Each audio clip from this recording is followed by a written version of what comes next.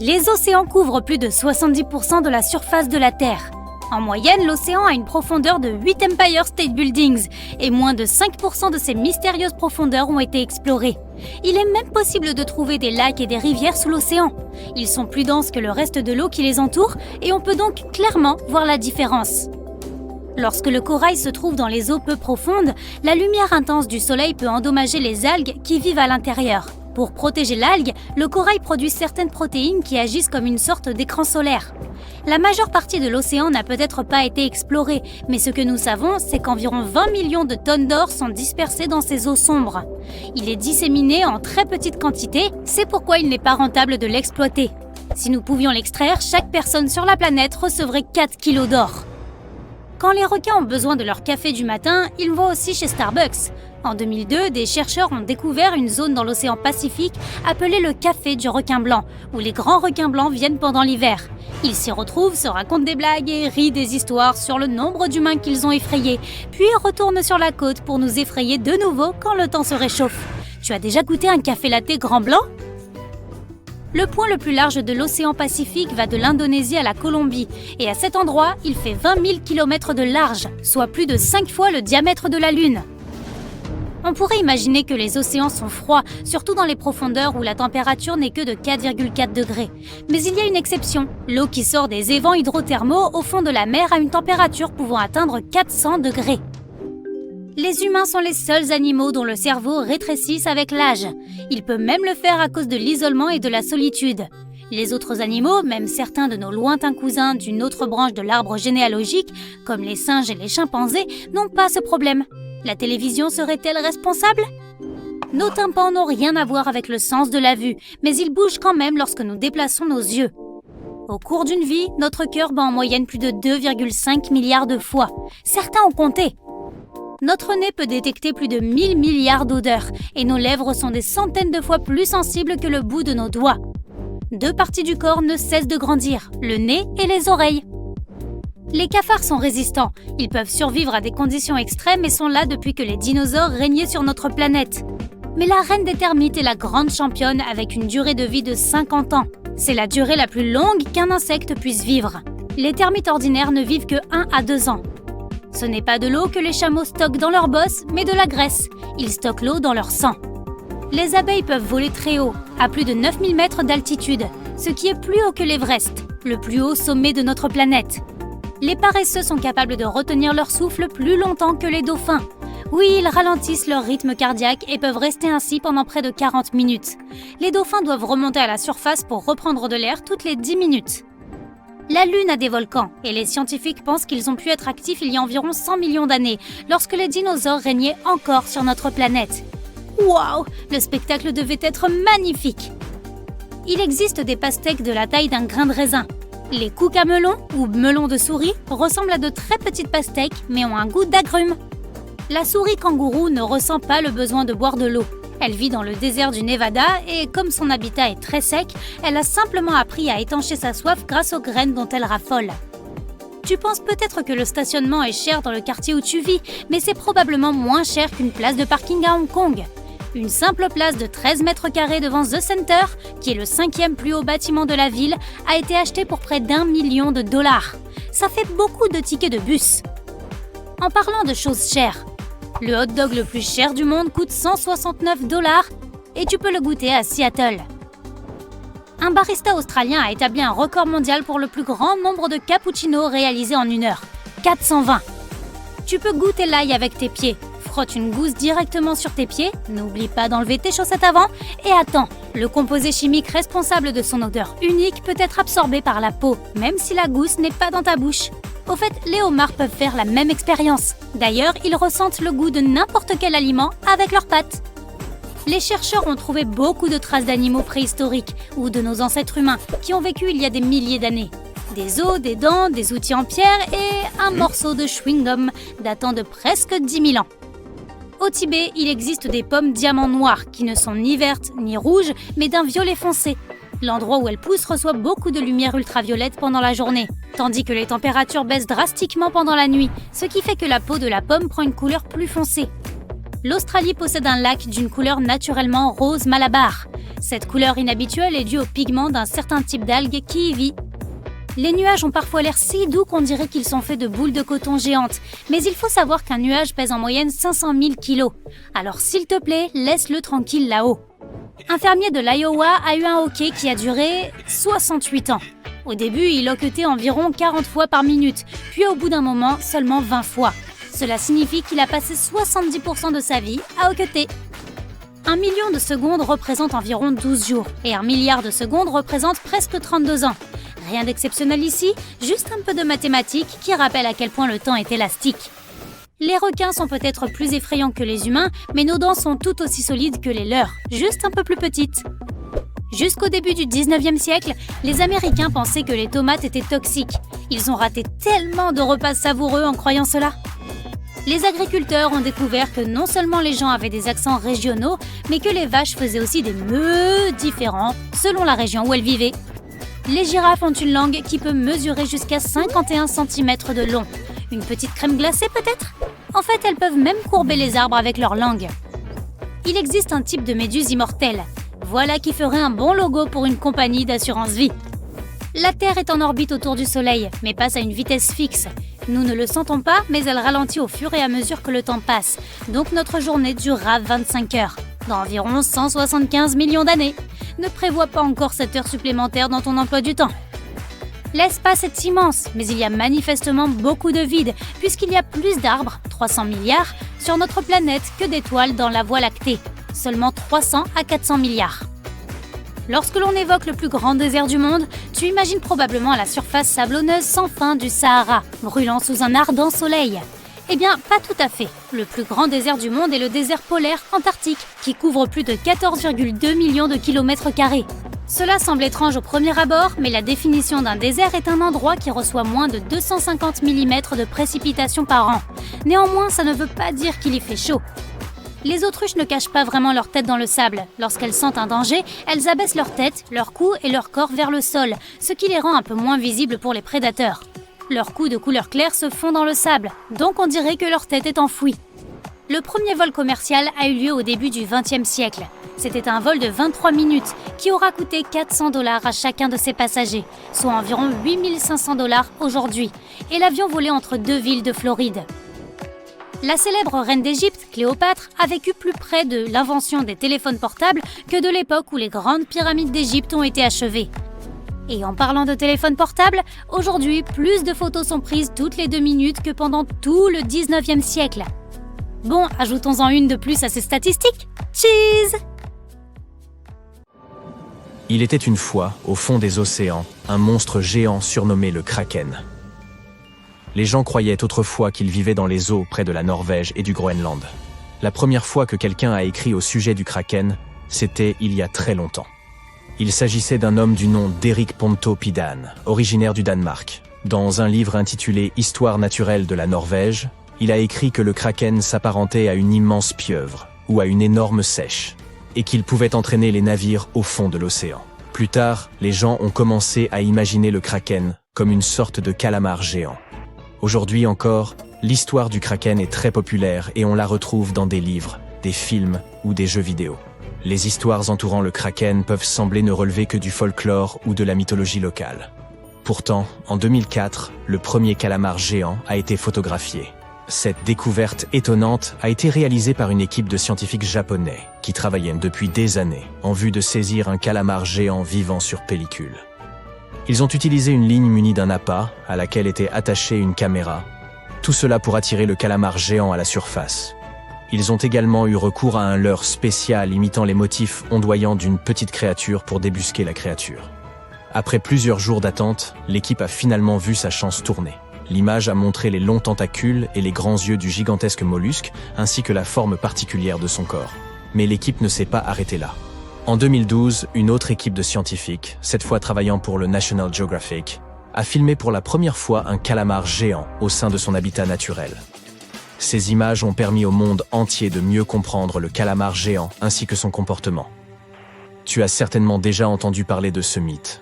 On dit que c'était la cité la plus belle et la plus riche qui ait jamais existé. Ses portes étaient ornées de statues de marbre et l'architecture de cette ville était aussi solide qu'imposante. Les représentations de divinités grecques, magnifiquement peintes, y étaient observables presque partout. Cette cité a fait l'objet d'un débat animé entre les historiens et les auteurs de fiction, car nous disposons encore de très peu d'informations sur l'emplacement de l'ancienne cité de l'Atlantide. Comme elle aurait été supposément engloutie par les flots, il n'est guère étonnant que certains esprits curieux l'aient associée à d'autres lieux mystérieux de notre Terre, voire au triangle des Bermudes. Mais n'allons pas trop vite en besogne. L'existence de l'Atlantide demeure encore hypothétique. L'idée d'une île s'enfonçant dans les mers à la suite d'une catastrophe mystérieuse est très répandue dans la culture populaire et les diverses mythologies. Cependant, il est possible que l'histoire de l'Atlantide ait été inspirée par des événements réels, tels que l'engloutissement d'îles semblables à celle d'Élis. Sur cette île, située dans le golfe de Corinthe, se trouvait une cité grecque antique florissante.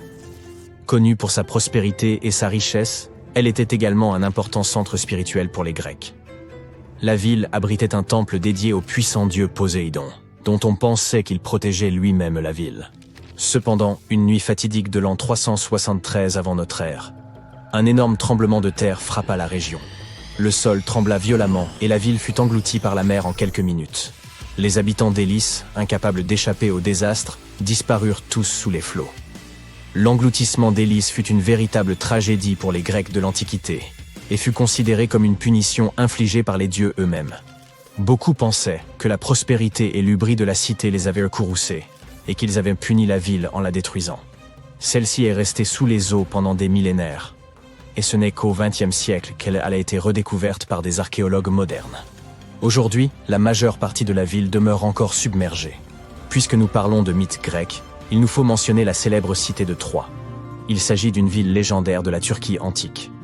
Pendant des années, les chercheurs ont cru qu'elle avait été inventée par les poètes et autres philosophes de l'époque. Selon l'ancienne légende grecque, la cité aurait été le refuge du prince Paris, ravisseur d'Hélène, l'épouse du roi Ménélas de Sparte, et qu'il l'aurait ramenée avec lui à Troie. Cet événement aurait déclenché un grand conflit entre les Grecs et les Troyens, qui se serait étendu sur 10 ans. L'une des histoires les plus célèbres du conflit troyen est celle du cheval de Troie. Un immense cheval de bois que les Grecs auraient construit et laissé hors des portes de la cité en guise d'offrande aux Troyens. Ces derniers, croyant que le cheval était une offre de paix, l'auraient fait entrer dans la ville. Mais à l'intérieur du cheval se trouvaient des guerriers grecs qui, une fois entrés dans l'enceinte, en auraient ouvert les portes pour laisser entrer le reste de leur armée. Les Troyens, n'ayant aucune échappatoire, auraient ainsi été finalement vaincus. La ville a été redécouverte au XIXe siècle dans l'actuelle Turquie. Elle se situe tout près du fleuve Scamandre, et aujourd'hui, cette région est un site archéologique qui attire chaque année de nombreux touristes. Le mythe suivant est certes triste, mais il pourrait aussi contenir une part de vérité. On raconte qu'il y a bien des années, dans les îles Salomon de l'océan Pacifique, vivait un homme qui était profondément épris de sa femme. Mais celle-ci aurait décidé de le quitter pour un autre homme et de s'installer sur l'île voisine de Théonimanou. Le cœur brisé et empli de rage, l'homme aurait cherché une malédiction pour se venger. Il décida d'entreprendre un voyage en canoë, déterminé à détruire l'île où sa femme s'était enfuie. En arrivant à Théonimanou, l'homme aurait planté 2 pousses de taro. Il en garda une pour lui. Selon les instructions, une fois que son propre plan commencerait à pousser, une catastrophe devait frapper l'île. Et c'est ce qui s'est passé. Depuis le sommet d'une montagne, l'homme aurait observé une série de vagues dévastatrices s'abattre sur l'île, la faisant sombrer sous les flots. Théonimanou a bel et bien existé, mais on ne sait pas exactement quand elle a disparu. On dit que les vagues seules n'auraient pas pu emporter cette petite île volcanique au sommet pourtant élevé. En revanche, un tremblement de terre sous-marin aurait probablement pu la faire disparaître. L'île se trouvait en équilibre sur le bord d'une pente sous-marine instable. L'explication la plus tangible serait qu'un énorme tremblement de terre ait secoué la région, ce qui aurait fait s'affaisser ses fondations fragiles et sombrer l'île sous les vagues. Ce glissement de terrain, de l'ampleur d'une île entière, aurait repoussé une grande quantité d'eau, ce qui aurait généré une série de méga-tsunamis. Ainsi, bien que ces vagues vengeresses aient pu se produire, elles étaient très probablement le résultat d'un autre événement. Et cet homme déchiré, sa malédiction accomplie, serait ensuite retourné aux îles Salomon, le cœur encore lourd de la perte de son épouse. Ne quittons pas tout de suite les vastes étendues marines, et rendons-nous plutôt à Hawaï. La légende raconte qu'il était une fois une déesse hawaïenne du nom de Pélé, Elle était la protectrice du feu volcanique et serait arrivée dans ces îles pour fuir sa sœur aînée. Pour se dissimuler, Pélée se serait abritée dans différentes cachettes sur chacune des nombreuses îles, jusqu'à ce qu'elle élise finalement domicile dans une faille du Kilauea. C'est pourquoi, selon la légende, le Kilauea est aujourd'hui connu comme le centre volcanique le plus actif d'Hawaï. L'histoire est peut-être visuellement spectaculaire, mais en réalité, ce volcanisme est causé par un manteau terrestre surchauffé qui engendre de nombreuses fusions sous la surface de notre planète. On dit aussi que les larmes et les cheveux de Pélée se sont trouvés éparpillés autour du volcan. Cependant, la réalité a plus à voir avec la physique qu'avec ce folklore. Lorsque la lave se refroidit rapidement, notamment lorsqu'elle est trempée dans l'eau ou qu'une petite quantité de lave s'envole dans les airs, elle se transforme en verre volcanique. Lorsqu'elle s'étire et refroidit, elle peut parfois former des gouttelettes en forme de larmes. Elle peut aussi s'étirer si finement qu'elle commence à ressembler à des mèches de cheveux. Nous savons aujourd'hui qu'Hawaï est une région volcanique connue pour ses coulées de lave, avec d'énormes jets de flammes jaillissant de ses cheminées encore actives. Il n'est donc pas étonnant qu'elle soit rattachée à l'histoire de ces deux sœurs et de leur rivalité fraternelle. Salut les amis! Nous allons aujourd'hui déboulonner quelques mythes sur l'espace. Montez à bord de notre navette et tirons tout ça au clair une bonne fois pour toutes. Imaginez ça. Vous flottez dans l'espace en buvant une tasse de chocolat chaud lorsqu'une pensée étrange vous vient à l'esprit. Peut-on crier dans l'espace? Et si oui, est-ce que quelqu'un entendrait ce cri? Si vous avez vu Alien, vous connaissez la réponse. On ne peut pas entendre les sons dans l'espace. Ce n'est pas que les sons n'existent pas. C'est juste qu'on ne peut pas les entendre. Il n'y a personne de mieux placé pour déboulonner ce mythe que Chris Hadfield. Il a participé à plusieurs sorties dans l'espace au cours de sa vie d'astronaute. Une fois dans l'obscurité de l'espace, on n'entend plus rien. Tout ce que l'on entend, c'est le silence. Un silence absolu. Mais, juste à côté, il y a une énorme boule de feu, le Soleil. Nous n'entendons pas ces explosions parce qu'il n'y a rien pour porter les sons. Mais ce ne serait probablement pas très agréable pour les astronautes s'ils pouvaient entendre tous les bruits de l'espace. Imaginez que vous naviguez dans l'espace, tel un super-héros du futur, lorsqu'une étoile filante passe tout près de vous. Mais attendez, s'agit-il vraiment d'une étoile? Et non, les étoiles filantes ne sont pas du tout des étoiles. Ce sont de petits cailloux appelés météoroïdes qui pénètrent dans l'atmosphère terrestre et créent un beau spectacle lumineux. Et puisque nous déboulonnons les mythes, en voilà tout de suite un autre. Vous avez probablement entendu dire que les météores ne s'écrasent que très rarement sur la Terre, comme lorsqu'une violente apocalypse décime tous les dinosaures. Ce n'est pas vrai. Les scientifiques estiment qu'environ 48 tonnes de matériaux météoritiques tombent sur Terre chaque jour. Mais la quasi-totalité de ces matériaux se vaporise dans l'atmosphère. La traînée lumineuse que nous voyons dans le ciel est ce que l'on appelle une étoile filante. La prochaine fois que vous ferez un vœu, rappelez-vous qu'il s'agit en réalité d'un minuscule débris spatial. Ce n'est pas si romantique après tout. Peut-on ou non voler dans la stratosphère en montgolfière? Apparemment, c'est possible. La stratosphère terrestre commence relativement près du sol. Elle s'élève à environ 11 ou 12 km au-dessus de la surface de la Terre. Mais elle continue ensuite très haut. Si vous voulez vous envoler jusqu'à la stratosphère à l'aide d'une montgolfière, il vous faudra vous munir d'un très bon équipement. Vous aurez besoin d'une combinaison spéciale et d'appareils respiratoires, car l'air se raréfie au fur et à mesure que l'on s'élève. Bien sûr, si vous allez jusqu'au bout, n'oubliez pas de photographier la courbure de la Terre. Équipez-vous donc d'un harnais de poitrine afin d'y accrocher une caméra ou un appareil photo. Et si vous diffusiez tout cela en direct, ce serait une première. Imaginez qu'il y a 102 jours que vous avez quitté la Terre. Vous vous êtes bien adapté à la vie dans l'espace. Mais quelque chose d'étrange se produit dans votre corps. Vous grandissez. Comment est-ce possible? Ne vous inquiétez pas, c'est tout à fait normal. En fait, vous ne grandissez pas réellement. C'est simplement que votre corps ne subit plus l'effet de la gravité. Votre corps dispose d'un espace naturel entre les vertèbres et les articulations. Sur Terre, cet espace est presque entièrement comprimé par la force de gravité. Mais dans l'espace, Le corps, libéré de cette force, commence à s'étirer. Donc oui, les astronautes grandissent bien de 3% lorsqu'ils effectuent de longues missions. Et voici une curiosité. La NASA ne l'oublie pas lorsqu'elle fabrique des combinaisons spatiales sur mesure. Ainsi, les astronautes disposeront toujours d'un espace supplémentaire dans leur combinaison. Une fois les astronautes de retour sur Terre, l'effet antigravité s'estompera. Ils passeront peut-être quelques jours en pentacourt avant que de retrouver une taille normale, mais tout ira bien. Avez-vous déjà imaginé une porte d'avion s'ouvrant en plein volume et un groupe de passagers aspirés dans l'atmosphère comme de simples plumes? C'est une chose que l'on voit assez souvent dans les films catastrophes. Imaginez maintenant que cela se produise dans l'espace. On croit communément que si un astronaute est aspiré hors d'un sas, il sera brûlé vif, instantanément. Mais attention, ce n'est pas seulement vrai. En fait, la réalité est bien pire. D'après l'astronaute Chris Hadfield, voici ce qui se passerait. La partie de votre corps située à l'ombre serait soumise à une température de moins 250 degrés. Et la partie exposée au soleil chaufferait, elle, sous une température de 250 degrés. Vos poumons s'affaisseraient et votre sang se mettrait à bouillir. Vous seriez donc brûlé, gelé, incapable de respirer et bouilli.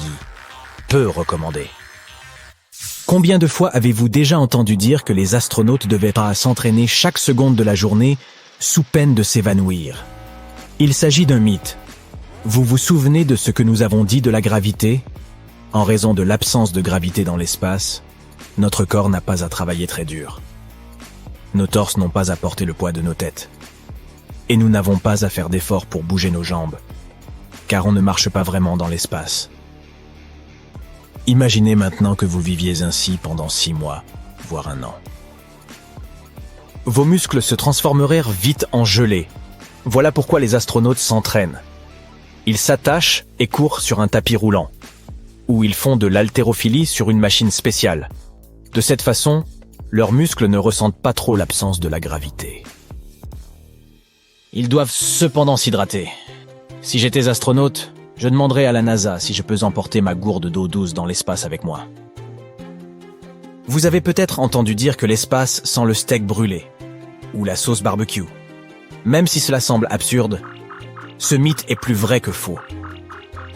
Les astronautes ne peuvent évidemment pas sentir l'odeur de l'espace lorsqu'ils y sont, car ils ne peuvent pas enlever leur casque.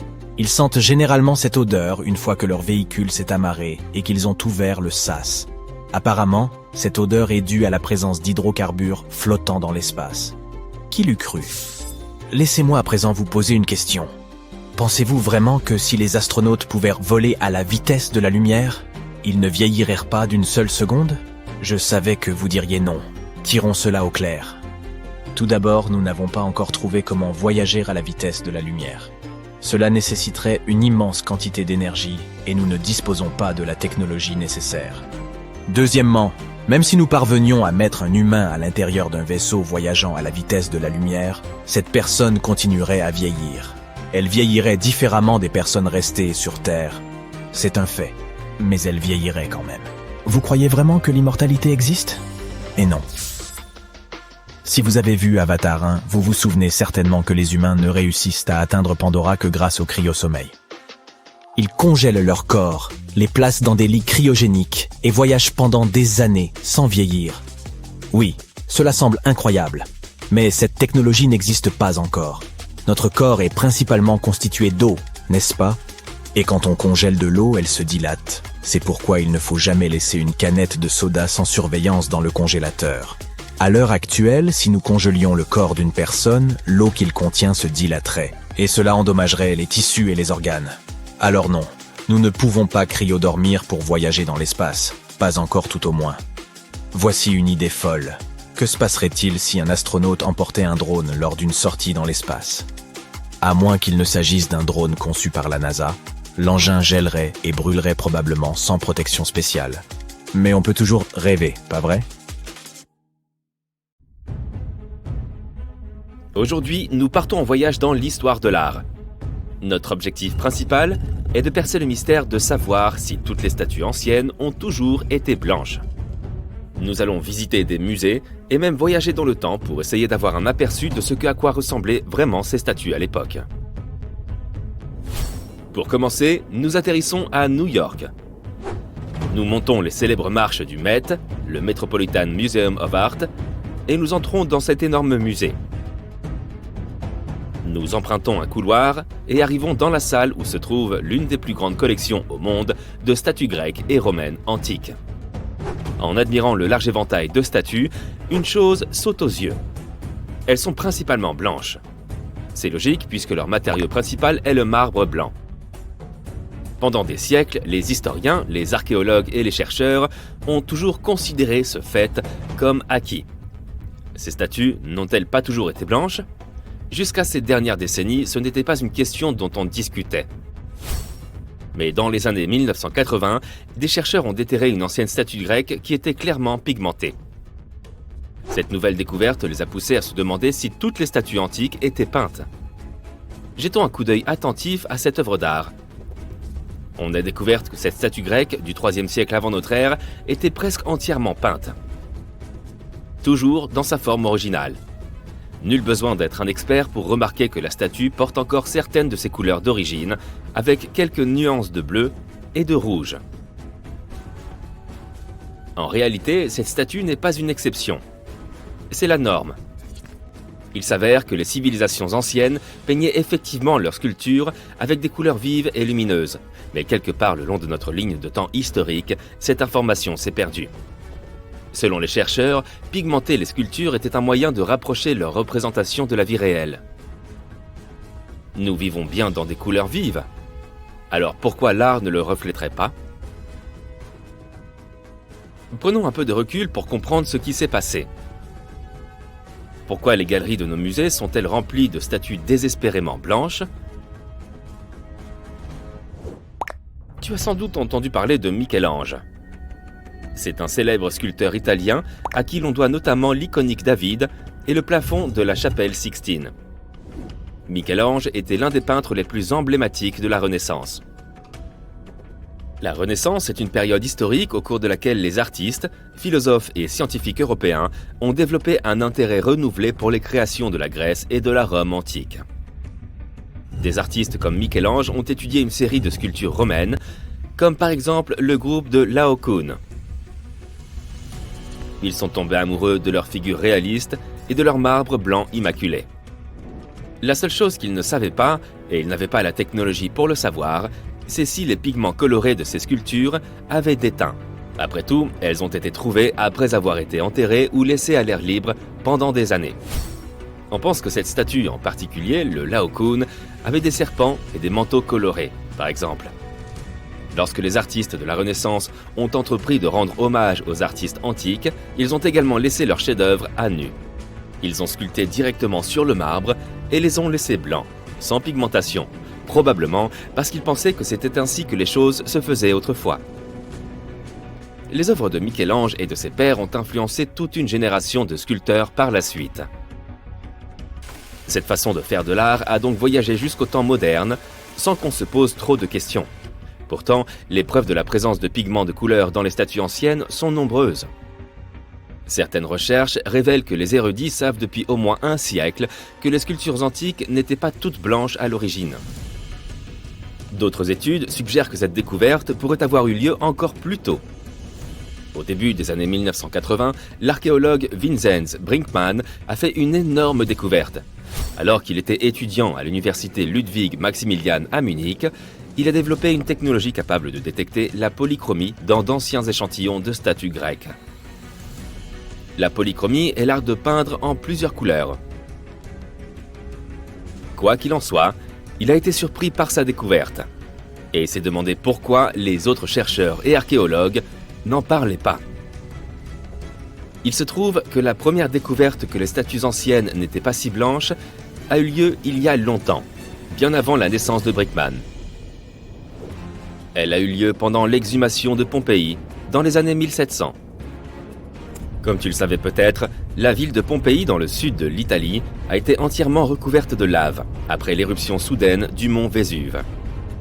La ville a été détruite, mais les nuages de cendres qui ont surgi de la lave ont permis de préserver une grande partie de la structure de la ville à travers le temps.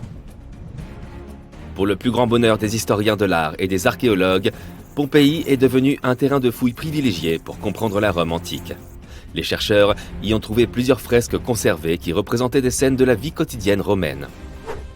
Dans l'une d'elles, on voit un artiste peindre une sculpture.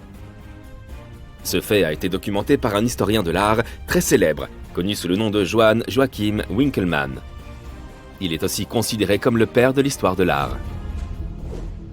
Maintenant, regardons de plus près une autre statue célèbre.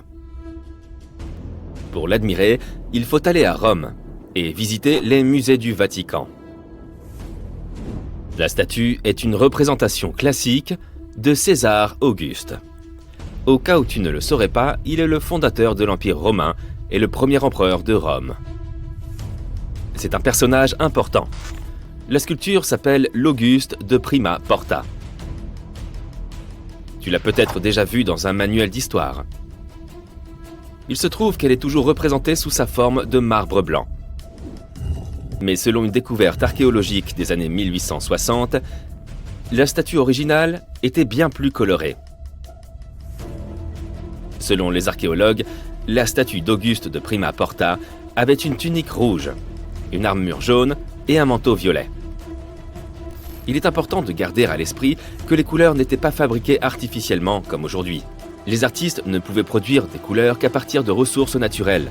Ainsi, le violet, par exemple, était une couleur extrêmement difficile à fabriquer. À l'époque, on tirait le violet du mucus d'une espèce rare d'escargot. Cela signifie que toute personne qui utilisait la couleur violette pour pigmenter son art et ses vêtements était puissante et riche. Cela semble être une preuve suffisante que les statues anciennes n'étaient pas toujours blanches. Mais comme on peut en juger par l'aspect de nos musées modernes, il ne semble pas y avoir eu assez d'intérêt dans la communauté artistique pour explorer davantage la polychromie sur les statues anciennes. Mais te souviens-tu de l'archéologue dont nous avons parlé, Brinkmann ? Eh bien, il collecte des données sur la polychromie depuis les années 1980.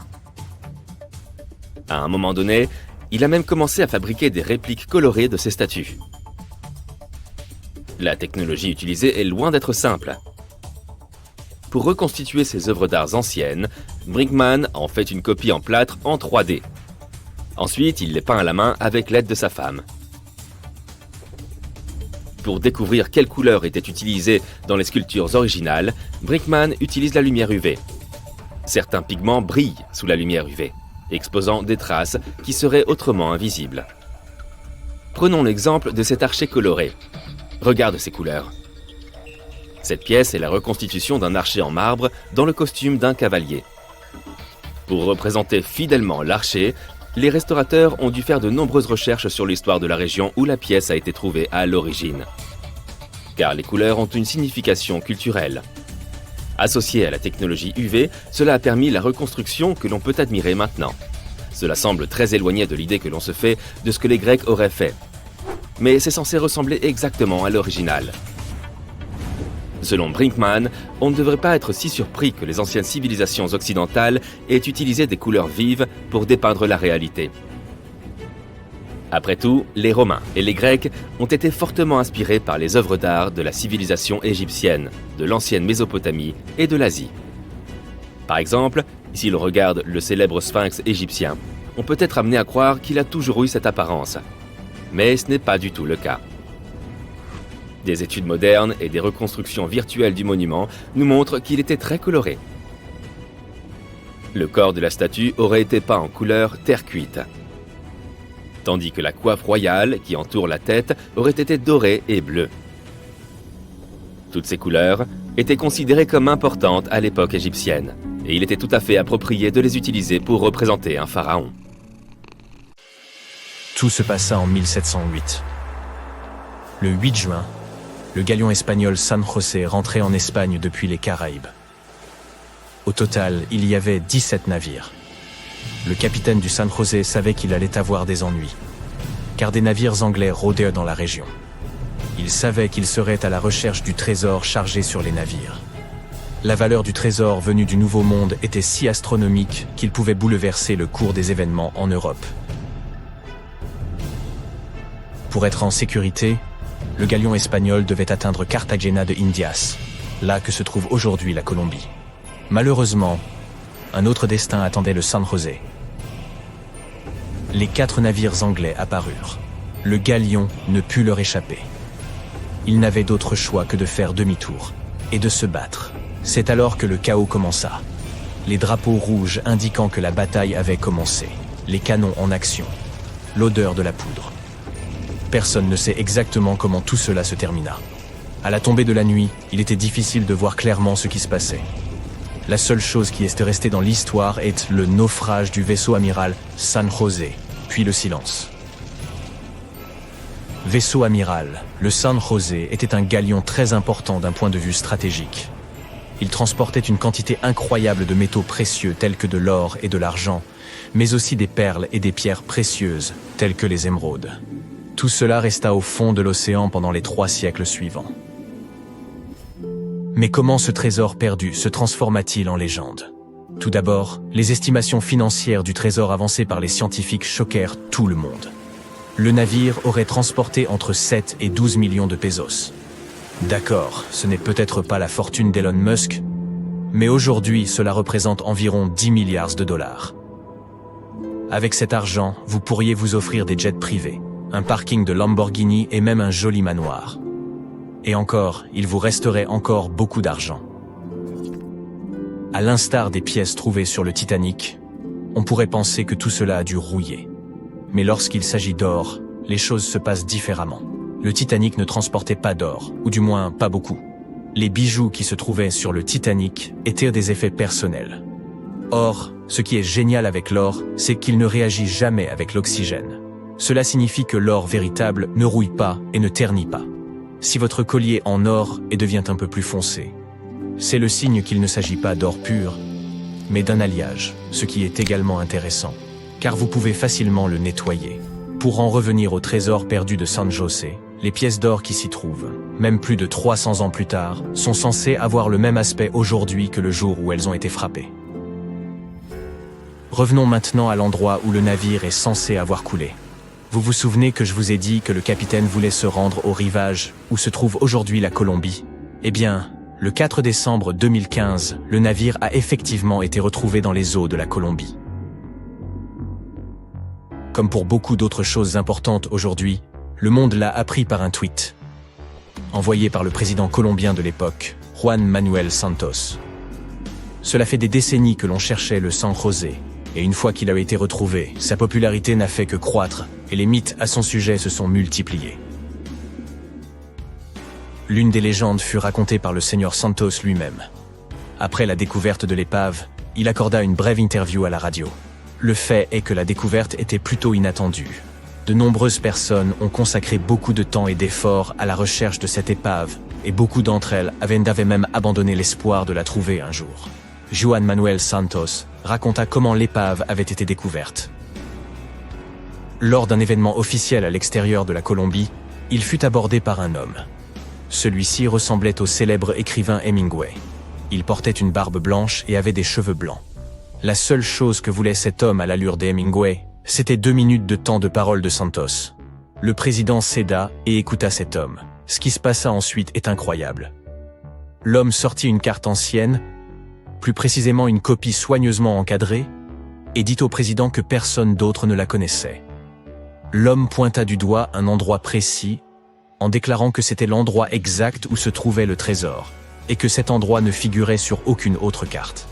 Il assura qu'il savait où se trouvait le trésor. L'histoire avait l'air folle et pleine de capes et d'épées. Qui que fût cet homme, il s'avéra qu'il avait raison. Son identité reste un mystère pour tout le monde, mais d'une manière ou d'une autre, cet homme avait trouvé le financement, déterminé la zone à inspecter, et s'était même frayé un chemin jusqu'au président. Certes, le San José était rempli d'or, et celui qui le trouverait serait riche jusqu'à la fin de ses jours. Mais soyons réalistes, aucune personne ordinaire ne pourrait découvrir un tel trésor, car cela nécessite trop d'efforts et trop de fonds. Cela dit, qu'en est-il lorsque vous êtes passionné de chasse au trésor et que vous cherchez justement un coffre au trésor? Eh bien, je crois que j'ai une histoire à raconter sur des gens ordinaires qui cherchent et finissent même par trouver un vrai trésor. Voici Forrest Fenn, un millionnaire excentrique qui a caché un trésor de 1 à 5 millions de dollars. Sa valeur exacte n'a pas été identifiée. Monsieur Fenn lui-même a déclaré qu'il n'avait jamais essayé de l'évaluer. Le coffre contenait 265 aigles et doubles aigles en or américain, des pièces de monnaie anciennes, des pépites d'or et bien d'autres choses encore. Forrest a caché le coffre dans les montagnes rocheuses et a annoncé la chasse au trésor en 2010. Concentrons-nous un peu sur une carte et voyons à quel point les montagnes rocheuses sont vastes. En d'autres termes, les chasseurs de trésors devaient balayer les deux pays, les États-Unis et le Canada. Au début, il s'agissait d'une petite chasse au trésor dont seules quelques personnes étaient au courant. Mais quelque temps plus tard, la compétition prit de l'ampleur. Des dizaines de milliers de personnes de lancèrent à la recherche du trésor. Des recherches ont montré qu'au cours de la décennie, environ 300 000 personnes ont tenté leur chance à la recherche du coffre mystérieux. Pour annoncer la chasse, Forrest Fenn utilisa un poème de 24 lignes. Ce poème contenait des indices que la plupart des chasseurs de trésors ne réussiront pas à décoder. Le coffre était si bien caché qu'il fallut 10 ans pour le découvrir. Il y eut également un blog intitulé « Thrill of the Chase », l'excitation de la chasse. Et le 6 juin 2020, Monsieur Fenn publia enfin la nouvelle tant attendue. Le trésor avait été trouvé. Forrest lui-même admit que toute personne lisant attentivement les instructions du poème pouvait trouver le trésor. Le poème fit le buzz sur Internet.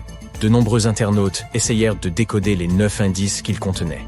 Certains d'entre eux donnèrent même des clés possibles pour décoder l'énigme. Ces spéculations ont peut-être aidé la personne qui trouva finalement le trésor. Au départ, Forrest Fenn lui-même ne savait pas qui avait déchiffré tous les codes du poème, traversé la forêt dense et récupéré le coffre. L'heureux élu avait préféré garder l'anonymat. Tout ce que nous savions, c'est qu'il s'agissait d'un homme originaire de l'Est des États-Unis. Le gagnant envoya une photo à Forrest Fenn et la chasse au trésor était officiellement terminée. Mais quelque temps plus tard, il se dévoila. Il s'agissait de Jack Stueff, un ancien journaliste et étudiant en médecine.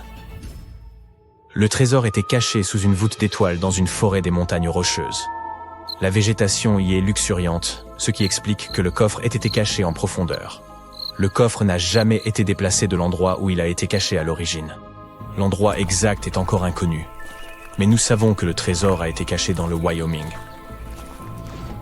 Jack admit que tous les trésors annoncés n'avaient pas été trouvés dans le coffre. Une petite grenouille en or sur un collier et une bague en émeraude espagnole manquaient à l'appel. Forrest retrouva en effet la grenouille dans sa collection et la donna à Stueff, mais il ne retrouva pas la bague. La chasse au trésor créée par Forrest Fenn peut sembler extravagante, mais il a expliqué pourquoi il avait décidé de la lancer. La seule chose qu'il prétendait avoir en tête était de donner de l'espoir aux gens. On dirait qu'elles sortent de nos pires cauchemars. Il n'y a pas de preuve que ces bêtes existent, mais toutes les histoires terrifiantes à leur sujet, transmises de génération en génération, ont parfois l'air vraies. Quelle est ta préférée ? La première créature à laquelle tu penses, c'est probablement Bigfoot.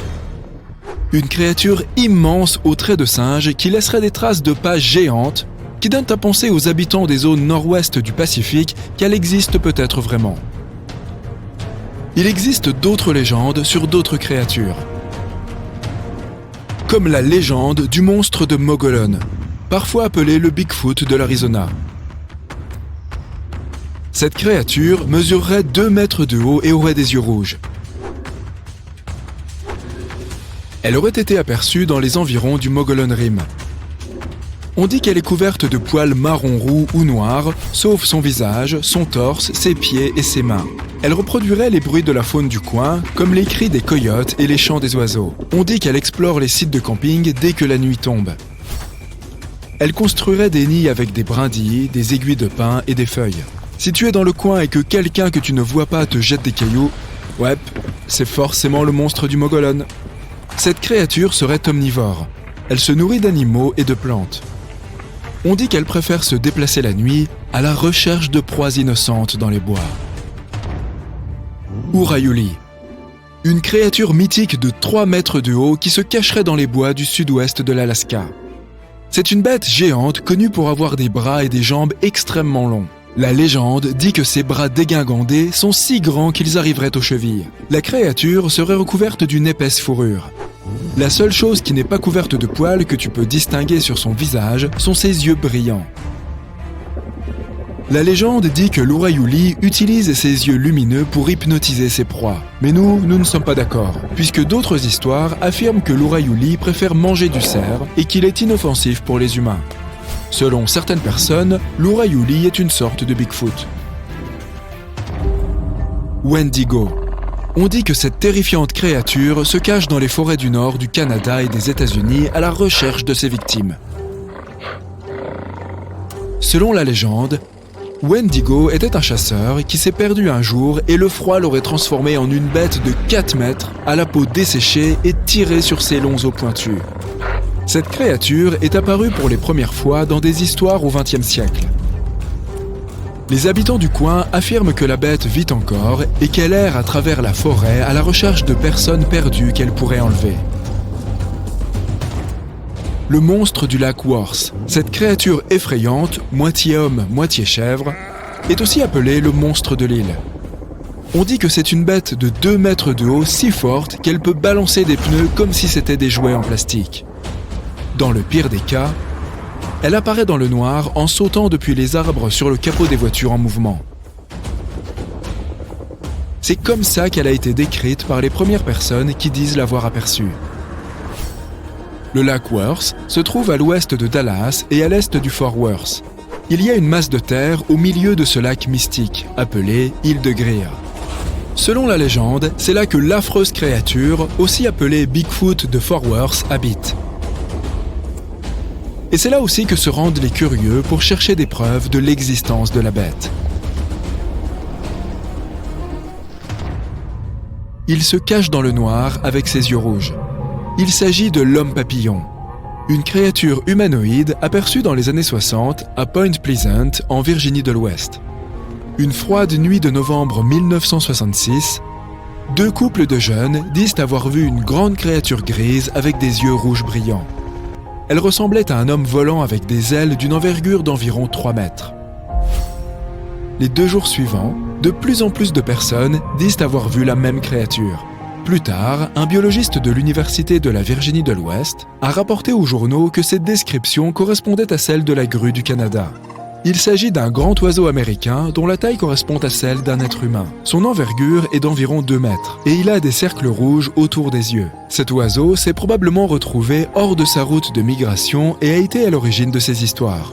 Ou peut-être pas. Les Nightcrawlers de Fresno. Ils ne sont pas si grands que cela pour des monstres, environ 1,50 m. La partie haute de leur corps est plutôt petite. Ce sont leurs jambes qui sont longues. Ces créatures sont apparues 2 fois. La première fois, elles ont été vues à Fresno, en Californie. La deuxième fois, elles ont été aperçues au Yosemite National Park, toujours en Californie. On peut les voir les 2 fois dans des vidéos de piètre qualité. Impossible donc de donner des détails sur leur torse. Ce sont des créatures fines et blanches, sans bras. Du moins, on ne les voit pas.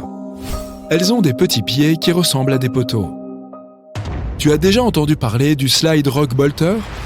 On dit qu'il se cache quelque part dans les montagnes du Colorado, plus précisément dans la montagne Tête de Lézard. C'est à peine plus au sud-ouest de Telluride. Il s'agit d'une sorte de léviathan qui vit dans la terre. Cette baleine de montagne observe attentivement son environnement avec ses yeux perçants depuis le sommet de la montagne. Elle s'accroche au sommet avec sa queue fourchue et pourvue de griffes. Lorsque quelque chose ou quelqu'un traverse son territoire, la créature lâche le sommet et se laisse glisser vers le bas de la montagne, avec sa bouche pleine de dents effilées grandes ouvertes. Elle gobe tout sur son passage. Les mineurs, les touristes et les agriculteurs. Elle glisse le long du flanc de la montagne et détruit toute la flore sur son passage. Du moins, c'est ce que dit la légende. Waouh, pour l'instant, c'est la créature qui me fait le plus peur. Altamaha. Quelque part dans le sud-est de la Géorgie, près de la bouche du fleuve Altamaha, se cache un monstre marin. C'est l'un des fleuves les plus importants de l'État. Il se jette dans l'océan Atlantique. Toute la zone environnante est composée de petites îles, canaux, digues, étangs, hectares de marécages et vieilles cultures de riz. C'est la cachette parfaite pour un monstre aquatique, non ? La légende raconte que ce cryptide aurait un corps d'esturgeon avec une crête osseuse sur le dos. Grâce à ses nageoires, cette créature nagerait comme un dauphin. Son museau ressemblerait à celui d'un crocodile. On dit qu'elle a de grandes dents pointues et des yeux globuleux. Elle serait verte ou grise avec le ventre blanc-jaune et mesurerait environ 9 mètres. Il n'y a aucune preuve concrète de l'existence de Altamahaha, mais sa légende a des centaines d'années. À l'époque, on parlait d'une énorme créature ressemblant à un serpent qui sifflait et hurlait. Le monstre du Loch Ness. Nessie pour les amis. C'est à l'époque des Picts, une ancienne tribu écossaise, que la légende voit le jour. Elle se développe dans les années 1930, lorsque se termine la construction d'une route longeant le lac. En avril 1933, un couple remarque un grand animal qui ressemble à un monstre préhistorique ou à un dragon. La plupart des gens imaginent un plésiosaure, à savoir un dinosaure marin. La créature aurait traversé la route devant le couple et se serait rapidement cachée dans l'eau. Plus tard, la même année, certains chercheurs ont repéré de grandes traces de pas. Il s'agissait de traces appartenant à une créature solide d'environ 6 mètres de long avec des pieds mous. Des traces d'hippopotame ? De plus, les chercheurs ont montré que l'eau du lac n'était pas suffisamment riche pour nourrir un prédateur aussi grand. Il n'y a pas assez d'animaux. Mais la légende de cette créature mythique a survécu, et partout dans le monde, on se demande s'il n'y aurait pas effectivement quelque chose qui se cacherait au fond des eaux troubles du Loch Ness. Tu cherches quelque chose de visqueux ? Beaucoup de gens ont tendance à croire que les escargots ne sont que des limaces avec une coquille. Mais même s'ils se ressemblent beaucoup, ce sont des espèces complètement différentes. Les limaces n'ont pas besoin de coquilles protectrices, car tous leurs organes internes sont, internes, c'est-à-dire situés à l'intérieur de leur corps visqueux. Elles peuvent se comprimer et s'introduire dans des endroits difficiles d'accès. C'est pourquoi on trouve souvent les limaces dans les endroits les plus improbables, comme sous l'écorce des arbres ou dans de minuscules petits trous, ou encore à la bibliothèque faisant semblant d'étudier pour les examens. Les escargots, en revanche, sont très dépendants de leurs coquilles et ne peuvent pas survivre sans elles. Contrairement aux bernards l'ermite, qui renouvellent leurs coquilles en grandissant, les escargots naissent avec une coquille sur leur dos. Les bébés escargots sont d'ailleurs adorables avec ces fragiles bulles translucides, qui se calcifient et deviennent plus grandes et plus résistantes avec l'âge. De nombreux organes internes des escargots se trouvent également à l'intérieur de la coquille, ce qui signifie que si elle est écrasée ou endommagée, l'animal ne survivra probablement pas. Néanmoins, un escargot peut réparer les petites fissures de sa coquille à l'aide de protéines et de calcium sécrétés par son manteau. Les tortues sont d'ailleurs très proches des escargots à cet égard, car contrairement aux mythes communs, elles ne peuvent pas non plus quitter leur carapace sur un coup de tête. La carapace d'une tortue fait partie intégrante de son corps, et même si le reptile peut cacher sa tête et ses pattes à l'intérieur pour se protéger des prédateurs, son squelette est fusionné avec la carapace dure. Et comme le squelette de tout autre animal, il grandit avec la tortue elle-même. Les koalas ne mangent que des feuilles d'eucalyptus, mais il en existe plus de 600 variétés différentes. Et les koalas n'en mangent que 30, soit seulement 5% de ce qu'il est disponible sur le menu. Il faut donc que ce soit un eucalyptus très spécifique pour qu'un koala difficile s'en accommode. Ces adorables créatures ont aussi quelque chose en commun avec les chats. Elles dorment 18 à 20 heures par jour. Les ours polaires ne sont pas blancs. Leur peau est noire sous leur fourrure, mais ils ont besoin de la couleur blanche pour se camoufler pendant qu'ils chassent. La couleur noire absorbe le soleil mieux que tout autre, tandis que la fourrure blanche n'arrête pas la lumière du soleil. Les rayons la traversent.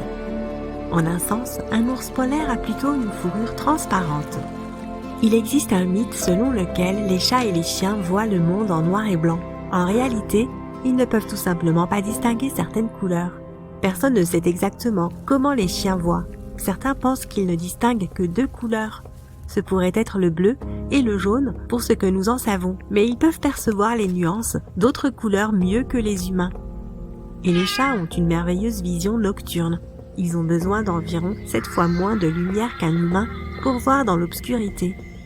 On pensait que les girafes étaient muettes, mais on a récemment découvert qu'elles émettaient des sons à basse fréquence la nuit pour communiquer entre elles. Le jour, elles ne disent pas un mot et s'avertissent mutuellement du danger d'une manière très inhabituelle, en remuant leurs sourcils très développés. Il est probable que la nuit, il leur soit plus difficile de distinguer les sourcils de leurs congénères, c'est pourquoi elles se mettent à parler pour de bon.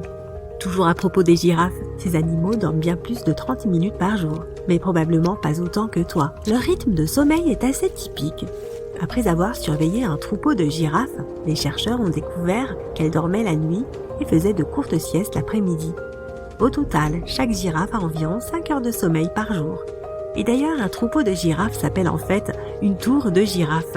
C'est plutôt logique, sachant qu'elles ont un si long cou. Les mouettes peuvent boire de l'eau salée. Elles possèdent des glandes sécrétant du sel près de leurs yeux. Ces glandes purifient l'eau de mer très rapidement, et le résidu salé sort par leurs narines. De la morve salée en quelque sorte. Les manchots Adélie sont de vrais romantiques. Ils n'ont qu'un seul partenaire pour la vie. Le mâle offre un caillou lisse à la femelle pour fonder une famille, un peu comme une bague de fiançailles. Mais comme chez les humains, la femelle pingouin peut refuser le cadeau. En parlant d'amour animal, les renards aussi sont romantiques. Les mâles font de bons pères et maris, et ils sont dévoués à leurs proches pour la vie. Ils prennent soin des femelles et enlèvent même les puces de leur fourrure. Ils améliorent le terrier et participent activement à l'éducation de leurs petits. Les dauphins peuvent dormir avec un œil fermé et l'autre ouvert. Une moitié du cerveau se repose et rêve, pendant que l'autre moitié scanne l'environnement à la recherche de signes de danger. Le cerveau parfait pour dormir pendant les cours et les réunions ennuyeuses. De plus, les dauphins contrôlent manuellement leur respiration. Si les deux parties de leur cerveau dormaient en même temps, ils pourraient tout simplement se noyer. Les loutres de mer sont les dormeuses les plus adorables du règne animal. En été, à cause de la chaleur, les loutres de mer passent tout leur temps dans l'eau. Elles nagent sur le dos et dorment dans cette position. Les bébés dorment sur le ventre de leur mère, et les adultes se tiennent par les pattes pour ne pas être séparés par les courants. Les autruches n'enfouissent pas leur tête dans le sable lorsqu'elles se sentent menacées. En fait, elles n'enfouissent jamais leur tête. Ce mythe s'est répandu à cause de la célèbre expression « faire la politique de l'autruche ». En réalité, les autruches creusent des trous dans le sable pour leurs œufs, car ce sont des oiseaux incapables de voler. Pour s'assurer qu'ils sont uniformément chauffés, les autruches y plongent leur tête afin de tourner les œufs de temps en temps. Mais ces animaux ont quand même une certaine propension à la fuite. Lorsqu'elles font face à une menace, elles peuvent se laisser tomber sur le sable et y rester parfaitement immobiles, en faisant semblant de ne pas être en vie. Selon une croyance populaire erronée, les requins ne pourraient respirer qu'en se déplaçant, car la natation les aide à pousser l'eau à travers leurs branchies. Bien que de nombreux types de requins soient effectivement conçus ainsi, beaucoup d'autres, comme les requins nourrices, qui arpentent les hauts fonds, n'ont pas besoin de nager pour pomper de l'eau riche en oxygène vers leurs branchies. Toutefois, tous les requins sont dépourvus de vessie natatoire, donc s'ils arrêtent de nager, ils vont probablement couler au fond de l'eau. Mais heureusement, le corps d'un requin ne peut pas être comprimé. C'est pourquoi les descentes ou les remontées rapides sont sans danger pour eux. Des scientifiques du Japon ont fait écouter des enregistrements audio à des chats pour prouver qu'ils étaient réellement dédaigneux. Dans ces enregistrements, les propriétaires des chats les appelaient par leur nom. Les pupilles des chats se dilataient et les animaux bougeaient leur queue, leurs pattes ou leurs oreilles. Ils entendaient donc les appels mais y répondaient rarement. C'est une question d'évolution. Les chats sont devenus proches des humains parce qu'ils étaient attirés par les souris qui mangeaient nos céréales. Ils ont vécu auprès des gens mais n'ont jamais réellement été apprivoisés. Et pourtant, nous continuons à les nourrir. Les oiseaux sont en fait parmi les derniers survivants des dinosaures. Ils ont évolué à partir des théropodes, des dinosaures qui couraient sur 2 pattes. Donc lui, techniquement, le T-Rex est un cousin éloigné du poulet, de l'autruche et même du colibri. En réalité, les flamants roses sont blancs, mais ils prennent cette teinte rose grâce au bêta-carotène, un pigment qui se trouve dans les algues et les crevettes dont ils se nourrissent. Toi aussi, tu peux changer la couleur de ta peau. Si tu manges beaucoup de carottes, elle deviendra légèrement orange. Cela se produira à cause de la forte teneur en bêta-carotène du légume. Les marins du monde entier ont parlé des calmars géants qu'ils ont rencontrés lors de leur voyage. Pendant de nombreuses années, les scientifiques ont considéré que les monstres aux longs tentacules étaient un mythe. Mais en 2004, la première photo d'un calmar géant a été réalisée. Ils existent réellement. Les scientifiques ont mesuré un animal de près de 13 mètres. Les moustiques piquent vraiment certaines personnes plus que d'autres. Les humains les plus attirants pour eux sont ceux qui ont du sang de type O. De plus, ces insectes ont une très bonne vue. Ils sont attirés par les couleurs vertes, noires et rouges. Alors vérifie la couleur de tes vêtements avant d'aller faire du camping. Tu peux mettre un requin en transe pendant 15 minutes. Pour cela, tu dois caresser le nez de l'animal avec ta main. Cette sorte d'hypnose est appelée immobilité tonique et se produit grâce aux récepteurs présents dans le nez du requin. Lorsqu'on les caresse, les récepteurs envoient de nombreux signaux et le cerveau du requin est incapable de tous les traiter. C'est comment tu es censé t'approcher suffisamment d'un requin pour lui frotter le nez. Les éléphants n'ont pas peur des souris en soi, mais ces animaux massifs ont une mauvaise vue et ils se déplacent assez lentement. C'est pourquoi ils peuvent être effrayés par un oiseau ou une petite créature, comme une souris, qui passe devant eux. C'est juste l'élément de surprise, rien de plus. Le caméléon peut changer de couleur, mais il ne le fait pas pour se camoufler. Le changement de couleur aide l'animal à réguler sa température et à communiquer avec ses pairs. Lorsque la plupart des chiens allaitent, leur langue pend de leur bouche. C'est pourquoi beaucoup de gens pensent que c'est ainsi qu'ils transpirent. En réalité, les glandes sudoripares des chiens sont situées sur les coussinets de leurs pattes. De plus, il y a d'autres glandes sudoripares sur tout leur corps. Les chiens allaitent pour faire évaporer l'humidité de leur voie nasale, de leur langue et de la paroi de leurs poumons. Cela les aide aussi à se rafraîchir. Tu veilles sans doute à laisser les guêpes tranquilles, mais ne sois pas si sûr qu'elles en feront de même avec toi. Les abeilles respectent tes limites, et si tu ne les déranges pas, elles ne te feront pas de mal. Mais les guêpes, pour leur part, sont parfois de si mauvaise humeur qu'elles peuvent te piquer, même si tu ne fais que passer près de leur nid. Ton chien n'a pas vraiment un odorat plus développé que le tien. On dit souvent que les chiens ont un odorat supérieur, et cela a probablement commencé lorsqu'un chercheur du 19e siècle a qualifié les humains de non-renifleurs. Personne n'a jamais fourni de tests sensoriels pour étayer cette théorie, mais les gens y ont quand même cru pendant longtemps. La vérité est que différents types d'animaux peuvent identifier différents types d'odeurs. Une expérience a été réalisée dans laquelle des volontaires humains devaient suivre une odeur à la trace. Les chercheurs ont trempé de la ficelle dans de l'essence de chocolat, puis l'ont placée en zigzag sur une pelouse.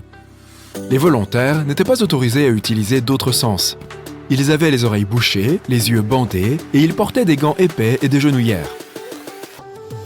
La conclusion de cette expérience a été que même si nous ne sommes pas aussi efficaces que les chiens, nous pouvons suivre une piste olfactive et même devenir bien meilleurs si nous nous entraînons. Il est intéressant de noter que les humains sont plus sensibles à certaines odeurs que les chiens, comme celles des fruits ou des fleurs. C'est parce que durant leur évolution, les chiens n'ont pas eu besoin d'aiguiser leur odorat pour ces types d'odeurs. Un écran de télévision ne diminue pas ta vue. Du moins, il n'y a aucune preuve que regarder un écran de télévision puisse vraiment faire du mal à tes yeux. C'est la même chose pour les écrans de téléphone ou d'ordinateur. Les regarder peut effectivement entraîner une fatigue oculaire, mais dans la plupart des cas, un repos approprié permet de la faire partir. Mais cela ne veut pas dire que regarder la télévision ou fixer ton téléphone trop longtemps n'a pas de conséquences négatives sur d'autres aspects de ta vie, comme une baisse de la concentration et un manque de socialisation, entre autres. Être capable d'enrouler sa langue n'est pas vraiment un trait génétique, même si les professeurs de biologie disent souvent que ce don repose sur un gène dominant. Une étude a montré que 7 jumeaux sur 33 ne partageaient pas réellement cette caractéristique. Les vrais jumeaux ont pourtant les mêmes gènes, ce qui implique qu'ils devraient aussi partager ce trait de caractère. Mais ce n'est pas le cas, ce qui signifie que les gènes ne sont probablement pas le facteur qui décide si tu seras capable d'enrouler ta langue. Mais ce mythe existe toujours, même s'il a été démystifié il y a plus de 6 décennies. Tu vas attraper un rhume si tu sors avec les cheveux mouillés. C'est encore un mythe. Pour attraper un rhume, il faut qu'un virus pénètre dans ton corps. De plus, les cheveux mouillés ne te rendent pas plus attirant pour les différents microbes qui se cachent autour de toi. Les gens le croient surtout parce que 1. Ils l'ont entendu de leurs parents, et 2. Ils associent le fait de sortir avec les cheveux mouillés à celui de tomber malade, car on est généralement plus exposé aux microbes quand on est dehors. Il n'existe pas de personnes dont les articulations vont dans les deux sens. Certaines personnes ont effectivement des parties de leur corps qui sont très souples, ce qui leur permet, par exemple, de toucher leur menton avec leur coude ou de plier leurs doigts vers l'arrière. On qualifie parfois cela de double articulation, comme si le secret résidait dans une charnière supplémentaire quelque part. Mais ce n'est pas le cas. Ces personnes ont des articulations simples, mais leurs os peuvent avoir des extrémités de forme inhabituelle, ou bien leur tissu conjonctif peut être très souple. Il semble que l'appendice soit utile après tout, malgré sa réputation de tube intestinal inutile qui ne va pratiquement nulle part. L'appendice pourrait en réalité être un réservoir de bactéries, mais un réservoir bon et utile. Il stocke des microbes qui aident notre corps lorsqu'il lutte contre certains problèmes et maladies. Au début de notre vie, l'appendice nous aide aussi dans le processus de formation des globules blancs, ainsi que de certains types d'anticorps. Sais-tu où se trouve ton estomac? Question facile, n'est-ce pas? Mais non, il n'est probablement pas là où tu le penses. La plupart des gens pensent qu'il se cache quelque part derrière le nombril. En réalité, il se trouve un peu plus haut dans l'abdomen, posé sur le reste de l'intestin. Voici comment le trouver. Cherche le point où tes côtes inférieures se rejoignent au milieu. Maintenant, descends d'environ 3 largeurs de doigts, puis de 3 sur ta gauche. Tu devrais être juste au-dessus du milieu de ton estomac. Tu n'as pas de section gustative sur ta langue. Cette cartographie de la langue est probablement apparue au début du XXe siècle parce que des scientifiques ont découvert des différences infimes dans l'intensité que devait avoir un goût pour être détecté dans différentes zones de la bouche. Cette étude a donné lieu à un mythe selon lequel chaque partie de la langue était responsable de différents goûts. En réalité, tous les types de papilles gustatives sont répartis dans toutes les zones de la bouche. Et elles peuvent détecter chaque goût. Cela inclut aussi l'umami, qui a aujourd'hui sa place parmi les 4 goûts traditionnels: sucré, salé, amer et acide. Nous n'utilisons pas seulement 10% de notre cerveau, nous en utilisons bien plus, même lorsque nous dormons. Des scientifiques ont testé cette affirmation et l'une des méthodes qu'ils ont utilisées consistait à mesurer l'activité cérébrale pendant qu'une personne effectuait diverses tâches. Les résultats ont montré que nous utilisons la majeure partie de notre cerveau la plupart du temps. Le pourcentage exact varie d'une personne à l'autre en fonction de ce qu'elle fait. De plus, il n'est pas possible de surveiller chacune de nos cellules cérébrales. Il y en a des milliards, donc on ne peut pas vraiment connaître le nombre exact de cellules actives à un moment donné. Lorsque tu dors, ton cortex frontal, la partie responsable de la réflexion de haut niveau, et certaines zones qui t'aident à percevoir ton environnement fonctionnent encore. Les humains n'ont pas seulement les 5 sens généralement évoqués, l'ouïe, le goût, le toucher, la vue et l'odorat. Cette idée vient d'Aristote, le célèbre philosophe grec, qui disait qu'il y avait un organe sensoriel pour chaque sens. Des yeux pour voir, une langue pour goûter et ainsi de suite. Mais c'était il y a des milliers d'années et il lui manquait la connaissance du système vestibulaire, un organe sensoriel clé. Le système vestibulaire est l'appareil de l'oreille interne que notre corps utilise pour rester en équilibre. Chaque sens ne nécessite pas son propre organe sensoriel, mais simplement un type différent de récepteurs. Par exemple, ta peau possède à elle seule 4 récepteurs sensoriels différents pour la température, le toucher, la douleur et la proprioception. Cette dernière est la conscience de ton corps dans l'espace, ce qui signifie que même si tu déplaces ton bras derrière ton dos, tu sais quand même qu'il est là, ce qu'une pieuvre, par exemple, ne sait pas. Donc, dire que nous avons 33 sens plutôt que 5 pourrait être plus proche de la réalité. Il s'agit notamment des sens de l'équilibre, de la température, de la soif et de bien d'autres dont nous avons besoin pour survivre. Si tu aimes faire craquer les articulations de temps en temps, ne t'inquiète pas. L'idée selon laquelle cela augmente les risques de problèmes potentiels au niveau des articulations semble logique, car c'est ce qui se passe lorsque tu exerces une pression constante sur tes articulations au fil des ans. Mais le son satisfaisant que tu entends se produit simplement à cause de l'éclatement de bulles dans le fluide qui lubrifie tes articulations. Si tu manges un gros repas, tu peux quand même aller te baigner. Tu n'auras pas de crampes.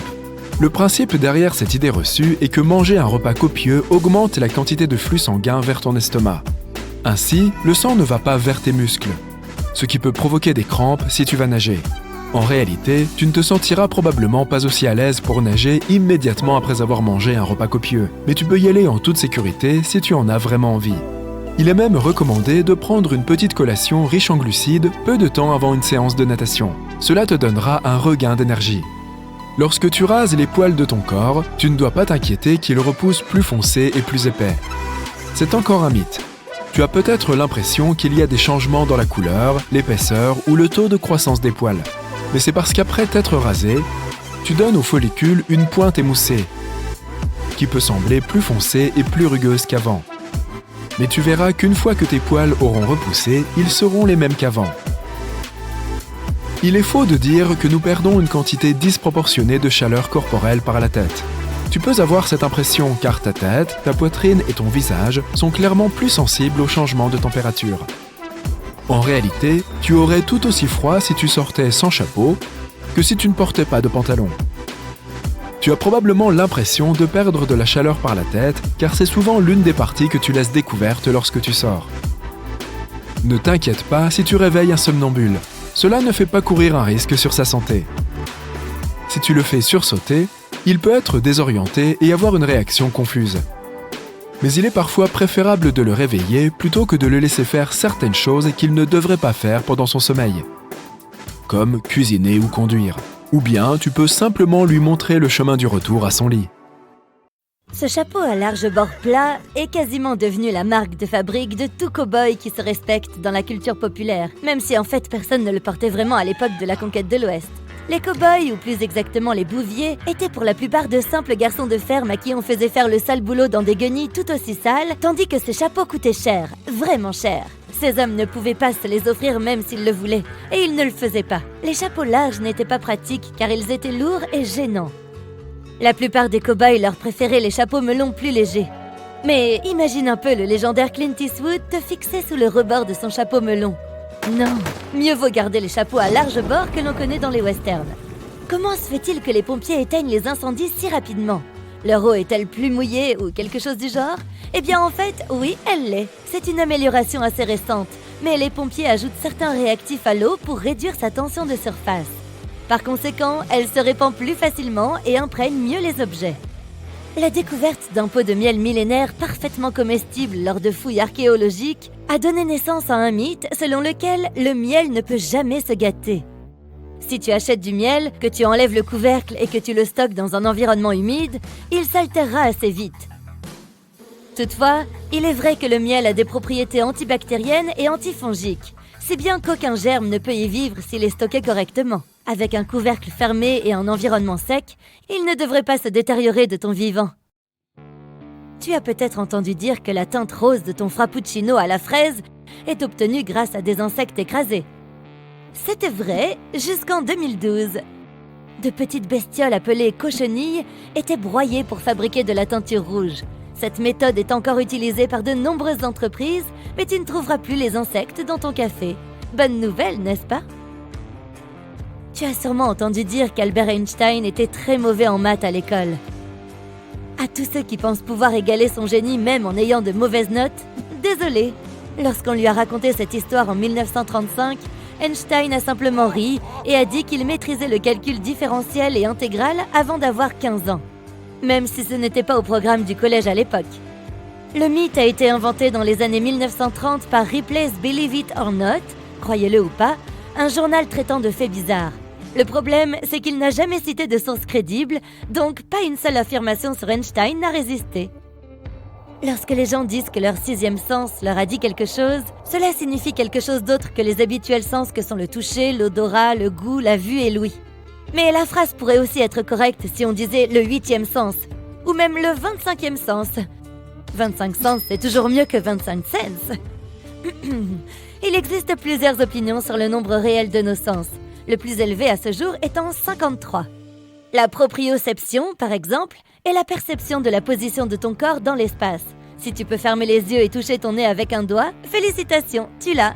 Tu as probablement entendu beaucoup d'histoires sur les secrets cachés de la face sombre de la Lune. Le seul problème, c'est que cette soi-disant face sombre n'existe pas. Notre satellite naturel est en rotation synchrone avec la Terre, ce qui signifie que nous voyons toujours le même côté de l'astre. Mais le Soleil ne suit pas la même règle, et il éclaire aussi l'autre face de la Lune comme tout le reste. Et c'est logique. Les éclipses solaires ne pourraient pas se produire si le Soleil n'éclairait pas l'autre côté de la Lune. En effet, c'est justement la Lune qui bloque les rayons du Soleil lors d'une éclipse. D'ailleurs, les éclipses se produisent parce que le Soleil est 400 fois plus éloigné de notre planète que la Lune. Mais il est aussi 400 fois plus grand. L'effet est donc un blocage total des rayons solaires, ne laissant apparaître que cette troublante couronne lumineuse. Si tu aimes les sushis, tu sais peut-être déjà que la pâte verte avec laquelle ils sont habituellement servis n'est pas du vrai wasabi. C'est du simple réfort, teint en vert pour avoir l'air exotique. Le vrai wasabi a un goût plus doux et il est aussi très cher. Il est d'ailleurs facile de savoir s'il est vrai ou non. S'il n'est pas fait devant toi, alors ce n'est pas du wasabi. En parlant de baleine, ce que nous nous apprêtons à faire, la baleine bleue est souvent considérée comme le plus grand être vivant ayant jamais vécu. Et c'est vrai que cette gentille géante est immense. Mais hélas, elle n'est même pas proche du véritable détenteur du record, le champignon du miel qui vit dans les Blue Mountains de l'Oregon. En le regardant depuis la surface, tu ne pourras pas dire que tu regardes quelque chose de massif. En réalité, il s'agit d'un seul champignon qui couvre une superficie de 1350 terrains de football, dont la majeure partie sous terre. De plus, il n'est pas juste vieux, il est très vieux. Son âge est estimé à 2400 ans. Mais il pourrait atteindre 8650 ans. Personne ne peut l'affirmer avec certitude. La pauvre baleine bleue n'est même pas deuxième dans le classement. Cet honneur revient à Pando, le géant tremblant. C'est un peuplier faux tremble du centre-sud de l'Utah qui ressemble à une immense forêt, mais qui est en fait un seul organisme. Tous les arbres d'une zone de 0,4 km² poussent à partir d'un seul système racinaire. Mais ce qui est encore plus stupéfiant que sa taille, c'est le poids de Pando. Ensemble, ses racines et ses arbres pèsent environ 6000 tonnes, ce qui est en fait l'organisme le plus lourd qui existe. Il n'y a peut-être pas de mal à dégonfler un peu tes pneus quand tu es bloqué dans la neige. Mais conduire comme ça quand tu es hors de danger est un risque déraisonnable. Des pneus dégonflés diminuent ton niveau de contrôle sur la voiture, surtout sur une route verglacée, et tu as plus de chances de te retrouver à nouveau coincé. Donc, au lieu de dégonfler délibérément les pneus de ta voiture en hiver, assure-toi d'avoir des chaînes ou des crampons pour une meilleure adhérence et mets quelques éléments essentiels dans ton coffre pour te dépanner en cas de problème. Le kit de base pourrait inclure une pelle, bien sûr, une corde de traction et un sac de sable, de sel ou, si tu n'en as pas, de litière pour chat. C'est mieux si elle est à base de minéraux, bien sûr, mais même celle en silicone fera l'affaire en cas de besoin. Les diamants sont des pierres précieuses très spéciales et leur coût est justifié par leur beauté et leur rareté, n'est-ce pas? Pas exactement. En fait, ils ne sont pas aussi rares que ce que nous avons été portés à croire. Et les scientifiques ont même trouvé un moyen de créer des diamants artificiels, ce qui rend leur production plutôt facile. Mais ils coûtent quand même très cher. Leur succès provient en partie de mythes et légendes autour des pierres précieuses qui remontent loin dans le temps. Mais plus récemment, au siècle dernier, c'est surtout grâce à des campagnes publicitaires très efficaces que les grands monopoles du marché du diamant ont réussi à convaincre la planète de la rareté de ces pierres, en faisant des symboles uniques de romance et d'engagement. Même si les chauves-souris sont désorientées à la lumière du jour, ce n'est pas parce qu'elles sont aveugles. En fait, leur vue est même meilleure que la nôtre la nuit. Elles voient simplement tout en nuances de noir et de blanc. Il leur est donc difficile de s'orienter quand il y a tant de lumière autour d'elles. Le mythe selon lequel les chauves-souris sont aveugles est probablement né du fait qu'elles utilisent l'écholocation pour trouver leur chemin. Il n'est probablement pas nécessaire de te dire que notre planète n'est pas ronde. Sa forme a même un nom spécial, une géoïde. Mais dire qu'elle est plus proche d'une forme elliptique ou d'une autre forme appropriée serait également incorrect. La Terre tourne constamment à une vitesse hallucinante, ce qui lui donne une forme un peu ovoïde, c'est vrai, mais les plaques tectoniques qui se déplacent en son sein affectent aussi sa forme. Bien que cette torsion et ses remous soient très lents, quelques centimètres par an, les mouvements tectoniques font que la surface de la Terre s'élève à certains endroits et s'enfonce à d'autres. Finalement, la planète ressemble plus à un ballon déformé qu'à autre chose. L'une des croyances populaires les plus répandues est que la souris aime le fromage. Ce mythe est apparu il y a longtemps, dès que les gens ont commencé à stocker de la nourriture. Comme les souris sont des visiteurs réguliers des maisons humaines, elles étaient constamment à la recherche de nourriture. Les gens avaient l'habitude de stocker les céréales dans des bocaux. Ils suspendaient la viande, mais ils posaient les fromages sur une étagère. Les souris le mangeaient donc faute de mieux, mais elles auront plus tendance à s'attaquer à du chocolat ou à un autre produit sucré qu'à du fromage. Je les comprends un peu. Les flamants roses ne se tiennent pas dans l'eau sur une pâte afin de ne pas avoir froid. C'est juste une façon plus simple de fournir moins d'efforts. C'est épuisant pour nous de nous tenir sur une jambe, mais pour eux, c'est la position la plus stable qui soit compte tenu de leur anatomie. Cette pose ne nécessitent aucun travail musculaire. L'une des croyances les plus répandues est que les autruches enfouissent leur tête dans le sol quand elles ont peur.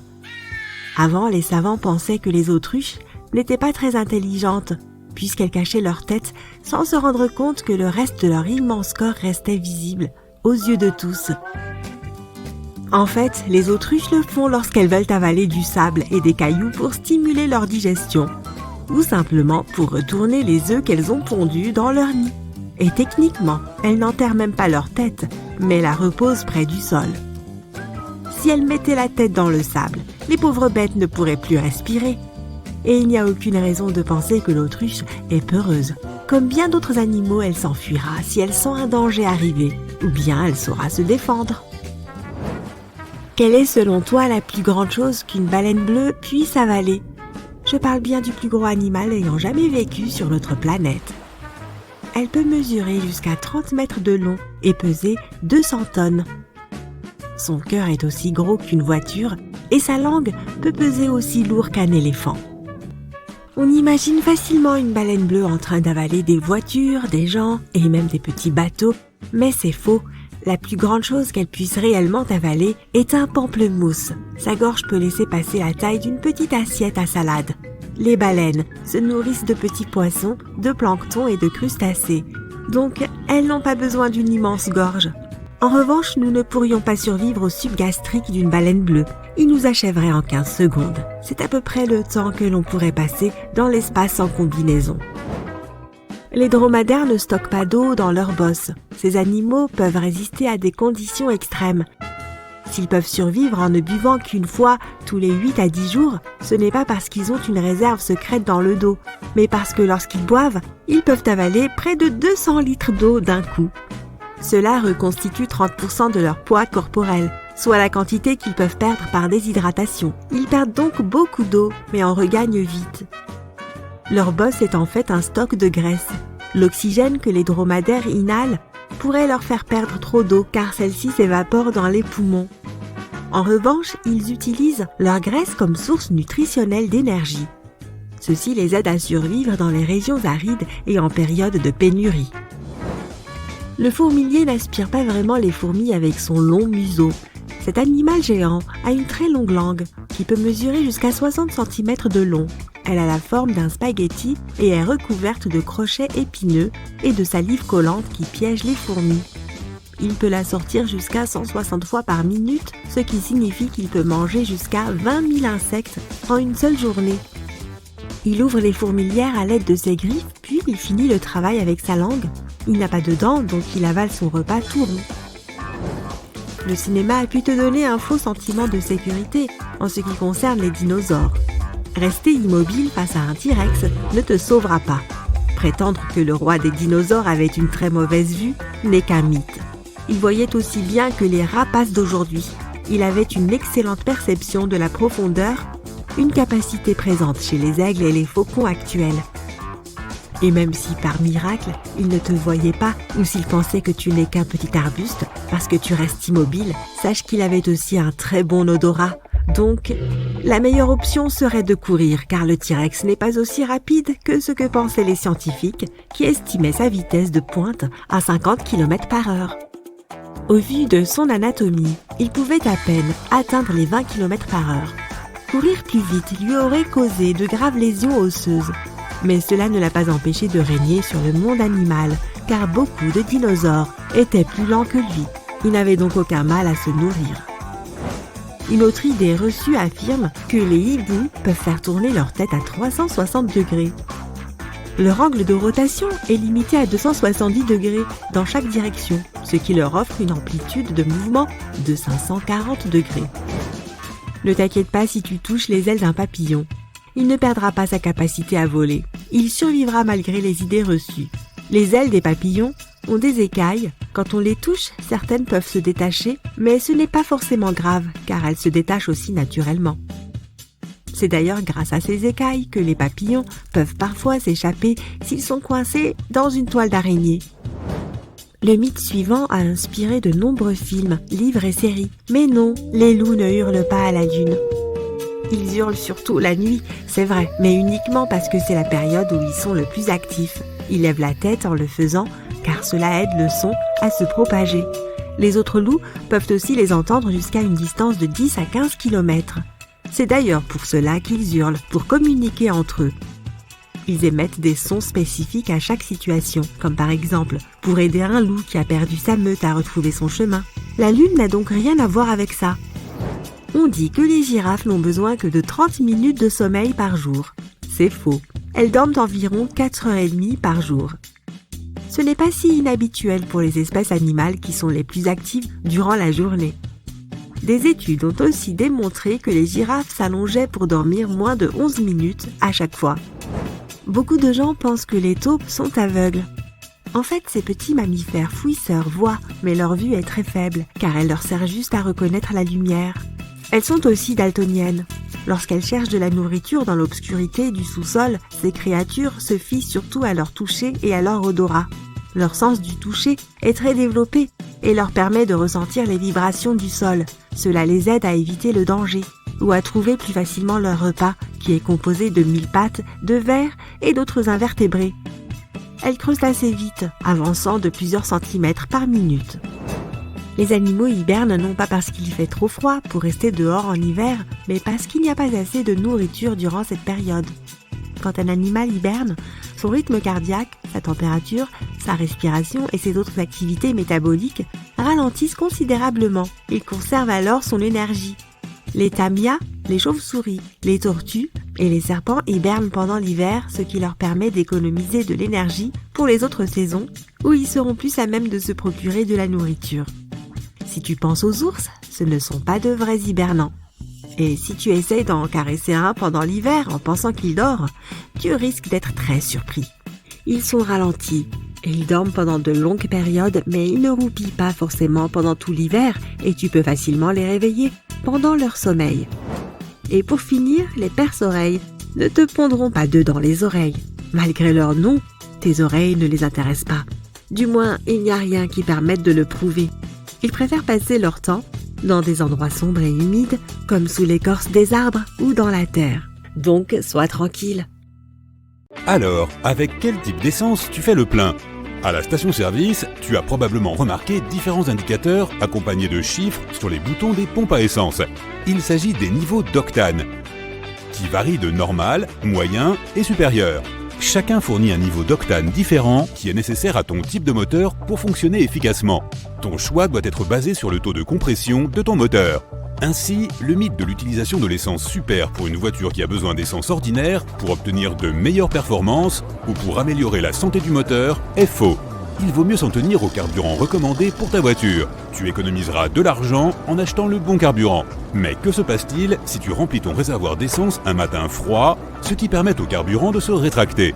Le carburant ne sera-t-il pas plus dense, ce qui te permettra d'en avoir plus pour ton argent ? Il s'agit d'un autre faux mythe. Les réservoirs d'approvisionnement sont enfouis si profondément sous terre que la température à l'intérieur ne change pas du tout. Nous avons tous entendu dire que la chasse d'eau des toilettes fonctionne en sens inverse dans les différents hémisphères, dans le sens des aiguilles d'une montre au nord et dans le sens inverse au sud. En théorie, l'effet de Coriolis devrait effectivement faire bouger l'eau dans ces directions. Mais en réalité, l'eau qui s'écoule est uniquement influencée par la façon dont elle est évacuée. Et la direction du flux ne dépend pas du lieu. Tu es pris dans un orage et il n'y a aucun abri autour de toi. La foudre frappe tout à coup et ta première réaction est de courir vers l'endroit où elle vient de frapper. Après tout, la foudre ne frappe jamais 2 fois au même endroit, n'est-ce pas ? C'est faux. La foudre a bien frappé à cet endroit pour une raison ou une autre. C'est peut-être un signe qu'il s'agit d'un endroit risqué. Cette zone peut facilement être frappée à nouveau. Il vaut mieux trouver un abri et rester à l'écart des objets métalliques. Manger avant de se baigner a toujours été considéré comme dangereux. Les gens pensaient que cela provoquait des crampes, mais ce n'est pas vrai. Le seul effet négatif de la natation après un repas est l'essoufflement. Assure-toi simplement de rester dans les eaux peu profondes pendant que tu digères ton repas. On dit souvent que la Grande Muraille de Chine est visible de l'espace, mais il n'y a en fait aucun bâtiment sur Terre qui puisse être visible à cette distance. En revanche, on peut voir les lumières sur Terre pendant la nuit. Albert Einstein, le plus grand physicien de tous les temps, était souvent signalé pour ses piètres compétences en mathématiques. Les gens disaient qu'il avait raté cette matière à l'école. Mais même si Einstein a effectivement raté un examen d'entrée sans rapport, il était en fait vraiment bon en maths et a même créé sa propre preuve originale du théorème de Pythagore à l'âge de 12 ans. Le printemps est dans l'air. Malheureusement, ce n'est pas le meilleur moment pour les bébés oiseaux. Ils ont tendance à tomber de leur nid. Parfois, ils se retrouvent dans un endroit dangereux et doivent être emmenés dans un lieu plus sûr. Mais on t'a probablement dit que si quelqu'un les touche, leur mère ne voudra plus s'occuper de ses petits. En réalité, les oiseaux ont un très mauvais odorat et ne peuvent pas savoir si un humain est entré en contact avec eux. Donc n'hésite pas à le replacer dans leur nid si nécessaire. Vu la taille de notre cerveau, il est dommage que nous n'utilisions que 10% de ses capacités. Encore un mythe. En réalité, tu utilises ton cerveau au maximum, mais différentes parties de celui-ci fonctionnent à différents moments de la journée. Il y a eu une époque où faire chauffer sa voiture par temps froid était une nécessité. Et certaines personnes pensent que c'est encore vrai. Mais aujourd'hui, nous utilisons des voitures différentes. Et c'est pire pour la voiture de tourner inutilement pendant trop longtemps. Quant à la mise en température, 30 secondes suffisent. Un vieux dicton dit que les chauves-souris ont une mauvaise vue, mais cela ne pourrait pas être plus faux. Non seulement elles utilisent l'écholocation, ce qui est extraordinaire, mais elles peuvent aussi voir assez bien. En fait, elles voient mieux que nous, les humains, au crépuscule et à l'aube. Regarder la télévision ou fixer ton ordinateur ne te donne pas des yeux carrés et ne les abîme pas. Tes yeux se fatiguent simplement au bout d'un certain temps, mais tant que tu clignes suffisamment des yeux pour ne pas les laisser se dessécher, tout ira bien. La calvitie est un phénomène naturel chez les hommes. Les shampoings, les gels, les rayons du soleil, les chapeaux et les niveaux de testostérone ont tous été tenus responsables de la perte précoce des cheveux. Mais la chute naturelle des cheveux est purement héréditaire. Elle peut provenir des deux côtés de la famille, mais principalement des gènes du père. Il nous est arrivé à tous d'avaler notre chewing-gum, que ce soit par accident ou lorsqu'il n'y avait pas de table sous laquelle le coller. Ne t'inquiète pas, il ne réapparaîtra pas dans 7 ans. Ton estomac le digérera facilement et le fera passer directement. Acheter du maquillage en gros est un excellent moyen d'économiser de l'argent, car le maquillage est censé ne jamais expirer. Mais c'est faux. Il peut développer des bactéries qui auront un effet négatif sur ta peau. Alors veille à renouveler ton stock tous les 12 mois. Un autre mythe concernant le maquillage est qu'il est nocif pour la peau. Mais en réalité, il est tout à fait normal et peut contribuer à protéger ta peau de la pollution. N'oublie simplement pas de l'enlever tous les jours. Les Vikings ont toujours été admirés et populaires dans les cultures du monde entier. Ils ont été représentés comme de courageux guerriers portant des casques avec des cornes. Mais la vérité est qu'ils n'ont jamais eu de cornes. Cette image a été dépeinte pour la première fois dans un opéra composé par Wagner au XIXe siècle. Et depuis lors, les cornes ont été associées aux Vikings. On t'a peut-être dit de ne pas porter de rouge en présence de taureaux. Mais en réalité, peu importe ce que tu portes, car ces animaux ne voient pas la couleur. Ils sont généralement provoqués par un mouvement général. Les chiens, en revanche, peuvent voir les couleurs, mais la façon dont ils le font est différente de celle des humains. L'autruche va coucher sa tête et son cou sur le sol si elle voit un ennemi arriver. Comme les couleurs de l'oiseau correspondent à celles du sol, elles se font facilement dans son environnement. En même temps, les autruches ont souvent l'air d'avoir la tête enfoncée dans le sol, mais ce n'est pas le cas. Les autruches ne pourraient pas respirer si c'était vraiment ce qu'elles faisaient. Les Highlands écossais sont synonymes de paysages magnifiques, de kilt et de sons apaisants de la cornemuse. Ah oui, n'oublions pas le golf. Mais la cornemuse n'est pas d'origine écossaise. Cet instrument a été utilisé pour la première fois au Moyen-Âge, des siècles avant que quiconque en Europe ait eu l'occasion d'ennuyer ses voisins en jouant de cet instrument inhabituel. Pendant le sommeil profond, tu respires fortement et peux accidentellement aspirer dans ta bouche toutes sortes de choses. C'est pourquoi tu avales en moyenne 7 araignées par an. C'est ce qu'on dit, mais ce n'est pas possible. Une araignée ne peut rien trouver de moins attrayant qu'un énorme morceau d'humain qui grogne et qui n'offre aucune nourriture. Elle ne s'approchera tout simplement pas de ta bouche. Tes ongles ne poussent pas à la même vitesse.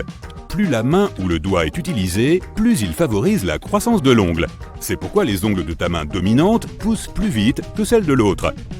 Les ninjas n'avaient pas qu'une seule couleur pour leur célèbre uniforme de ninja.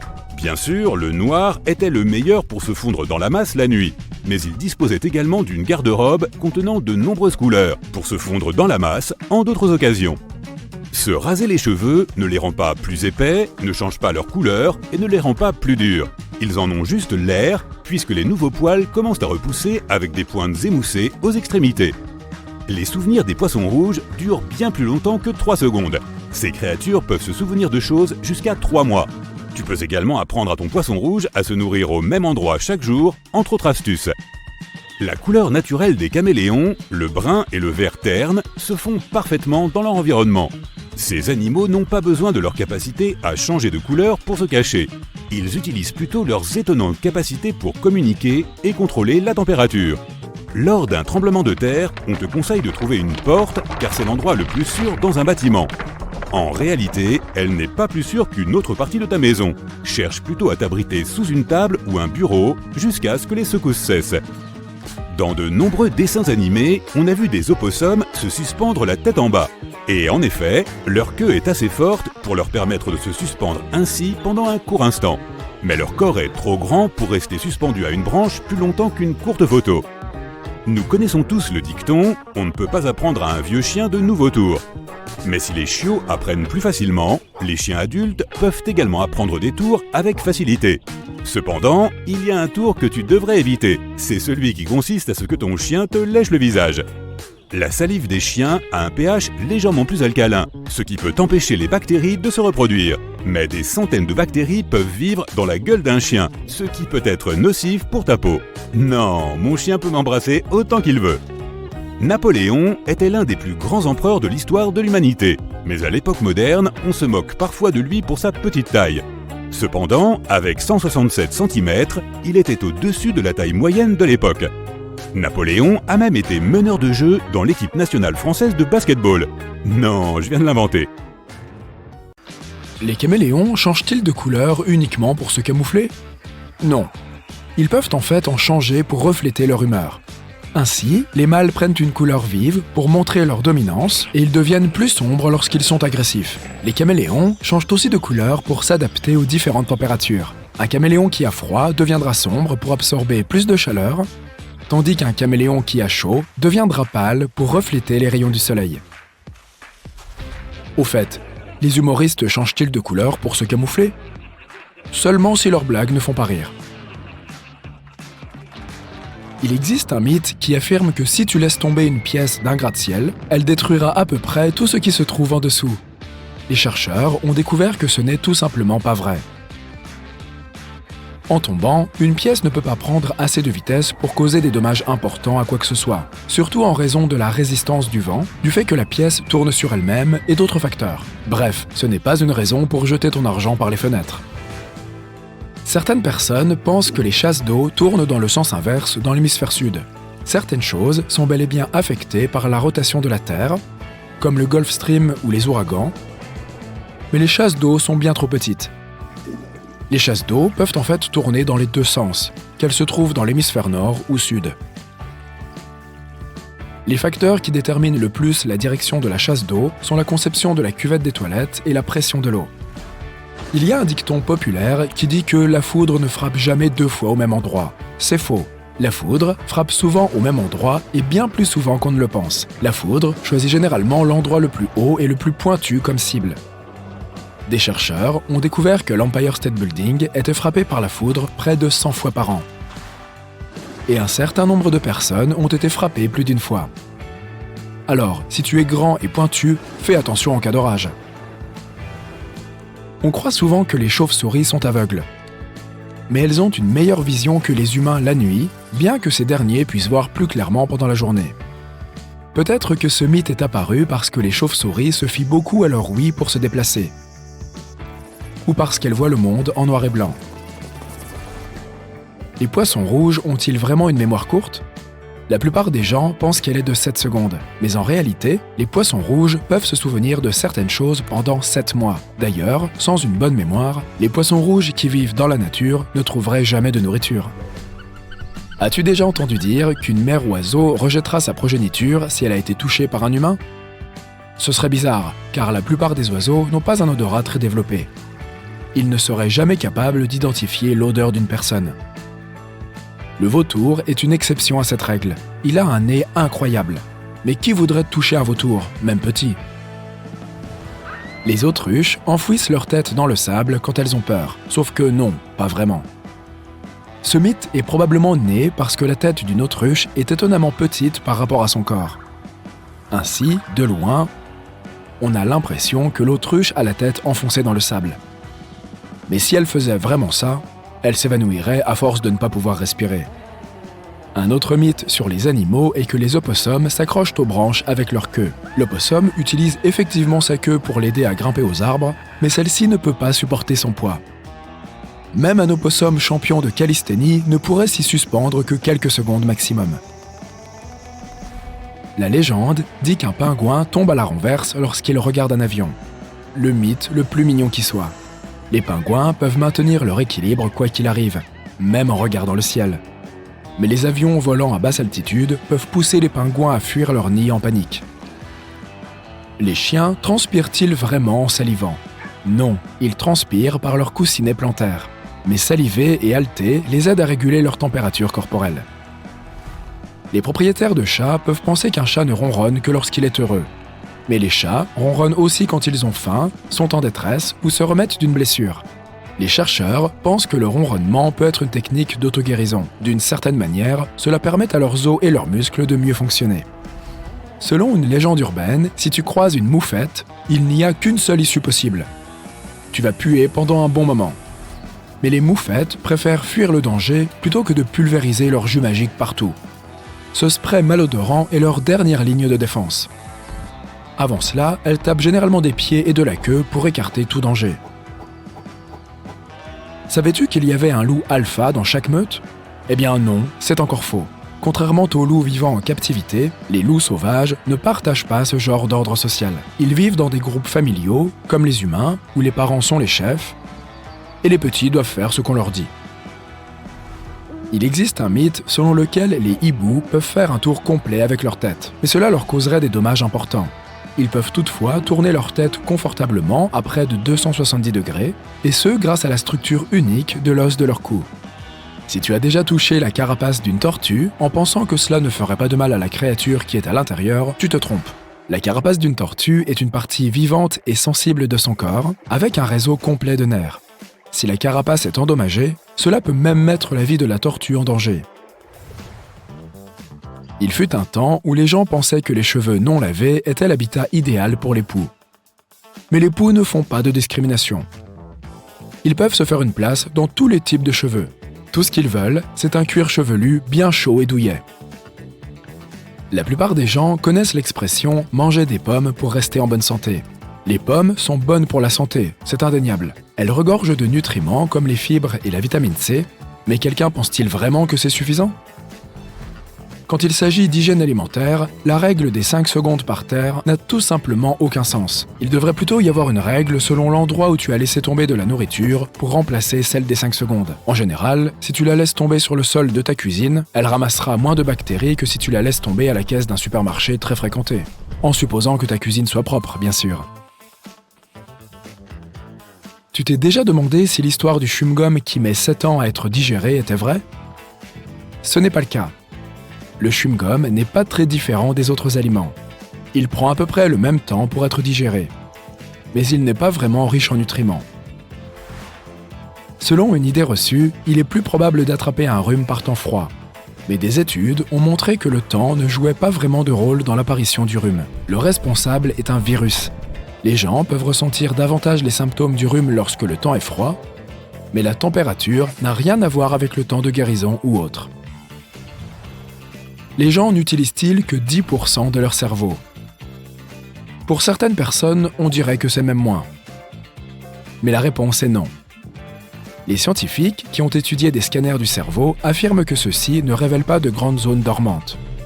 Mais ce mythe veut simplement dire que les humains ont un long chemin à parcourir pour atteindre leur plein potentiel. Alors oui, pourquoi pas ? L'une des choses à ne pas faire dans la vie est de sauter dans la piscine juste après avoir mangé. Mais faire n'importe quel sport juste après un gros repas peut te laisser une sensation tout aussi inconfortable que de faire quelques longueurs. De plus, si tu as peur d'avoir une crampe dans la piscine, sache qu'elles peuvent survenir à tout moment, pas seulement après un repas. Les poils rasés repoussent-ils plus noirs et plus épais ? Les chercheurs affirment que ce n'est pas le cas. Mais le rasage donne à tes poils une pointe émoussée qui peut les faire paraître plus épais. En ce qui concerne la couleur, cette nouvelle barbe plus foncée n'est qu'une illusion. Certaines personnes sont convaincues que manger de la dinde leur donne une sensation de somnolence. Il est vrai que la dinde contient un composé chimique qui peut provoquer la somnolence, mais le poulet et le bœuf aussi. La dinde est l'un des aliments préférés pour les grandes fêtes de famille. Alors cette somnolence est probablement due à l'énorme quantité de nourriture ingurgitée. Le mythe selon lequel les gens perdent la plupart de leur chaleur corporelle par la tête a probablement été inventé par un vendeur de chapeaux. Mais les scientifiques affirment que l'on ne perd qu'environ 10% de sa chaleur corporelle par la tête. Tu perds de la chaleur par ta peau, peu importe de quelle partie il s'agit. As-tu entendu dire que la pleine lune pouvait affecter ton humeur d'une manière ou d'une autre ? Eh bien non. Mais les chercheurs pensent que la lumière d'une pleine lune peut affecter ton sommeil, ce qui peut affecter ton humeur. Les anciens Vikings portaient-ils vraiment ces superbes casques à cornes ? Il n'y a aucune preuve réelle pour étayer cette affirmation. Ce mythe vient probablement de la littérature et de l'opéra qui cherchaient à pimenter un peu leur héros. Si tu veux voir un Viking avec un casque, va assister à un match de football américain des Minnesota Vikings, c'est ce qui s'en rapproche le plus. Certaines personnes pensent qu'Einstein était nul en maths à l'école. Einstein lui-même a démystifié cette théorie en disant qu'il maîtrisait le calcul à l'âge de 15 ans. Mais Einstein n'a pas réussi à entrer dans l'école de son choix car il avait échoué en langue à sa première tentative. Quant à l'épreuve de maths, il l'a réussi haut la main. On voit souvent le contraire dans les dessins animés, mais les souris ne sont en vérité pas si friandes de fromage qu'on ne le croit. Ce mythe est apparu au Moyen-Âge. À cette époque, les aliments que les souris et les rats appréciaient nettement plus que le fromage étaient hors de leur portée. Par exemple, les gens stockaient les céréales dans des jarres et gardaient la viande suspendue au mur et au plafond. Mais les fromages vieillissaient généralement cachés dans des armoires ou des remises. Les rats et les souris pouvaient facilement accéder à ces endroits. On les trouvait donc généralement là, mangeant non pas ce qu'ils préféraient, mais ce qu'ils avaient à trouver. Les chiens ne voient pas le monde en noir et blanc. Ils distinguent les couleurs, mais pas aussi bien que nous. Nous avons 3 types de cônes dans nos yeux, alors que les chiens n'en ont que 2. Les cônes sont des photorécepteurs spéciaux qui nous permettent de percevoir les couleurs. Les chiens voient certaines couleurs comme le bleu et le jaune mieux que d'autres. Et ils voient à peine le rouge et le vert. La gueule des chiens n'est pas plus propre que la bouche des humains. Elle abrite plus de 600 types de bactéries. Et leur salive n'a pas de propriétés curatives. Ils ne transpirent pas non plus par la langue. Lorsque les chiens allaitent, leur langue pend, et les gens pensent que c'est ainsi qu'ils transpirent. Mais en réalité, la plupart de leurs glandes sudoripares se trouvent sur les coussinets de leurs pattes et sur le reste de leur corps. S'ils allaitent, c'est pour éliminer le surplus d'humidité qui se trouve dans leur voie nasale, sur leur langue et sur les parois de leurs poumons. Halter est aussi une façon pour eux de se rafraîchir. Les opossums ont plus d'un tour dans leur sac. Ils possèdent une bonne mémoire et sont immunisés contre le venin de la plupart des serpents. Ils sont aussi très sociables. Mais contrairement à la croyance populaire, ils ne dorment pas en se pendant par la queue. Ces animaux ont de fortes queues, c'est vrai, et cela fait d'eux d'excellents grimpeurs. Mais ils n'ont pas la structure musculaire nécessaire pour garder une telle position pendant longtemps. Les chauves-souris ne sont pas aveugles. Ce sont des animaux nocturnes et elles ne voient certes pas très bien pendant la journée, mais leur vision est 3 fois meilleure que la nôtre pendant la nuit. Elles n'ont pas de récepteurs de couleurs, mais les humains ne sont pas plus capables de percevoir les couleurs lorsqu'il y a peu de lumière. Les chauves-souris utilisent aussi l'écholocation, qui consiste à localiser les objets par les ondes sonores qu'ils réfléchissent, pour détecter les petits insectes dans l'air. Les caméléons ont la faculté de changer la couleur de leur corps, mais ils ne le font pas forcément pour se fondre dans leur environnement. Ils le font surtout pour communiquer avec d'autres animaux de leur espèce ou pour réguler la température de leur corps, pas pour se camoufler. À l'état naturel, ces animaux ont la couleur des branches et des feuilles.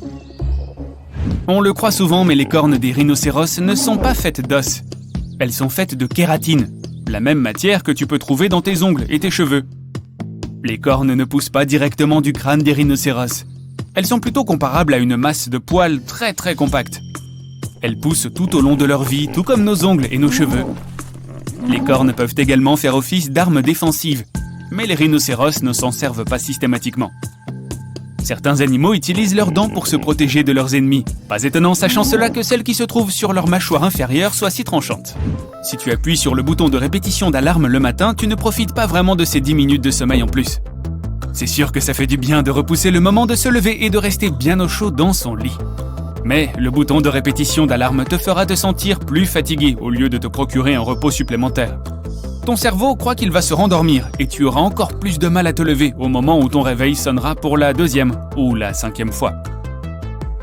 À long terme, le bouton de répétition d'alarme peut nuire à la qualité de ton sommeil. Quand on parle de dessert, je pense toujours à du chocolat. Oh non, attends. Je me suis trompé. Je recommence.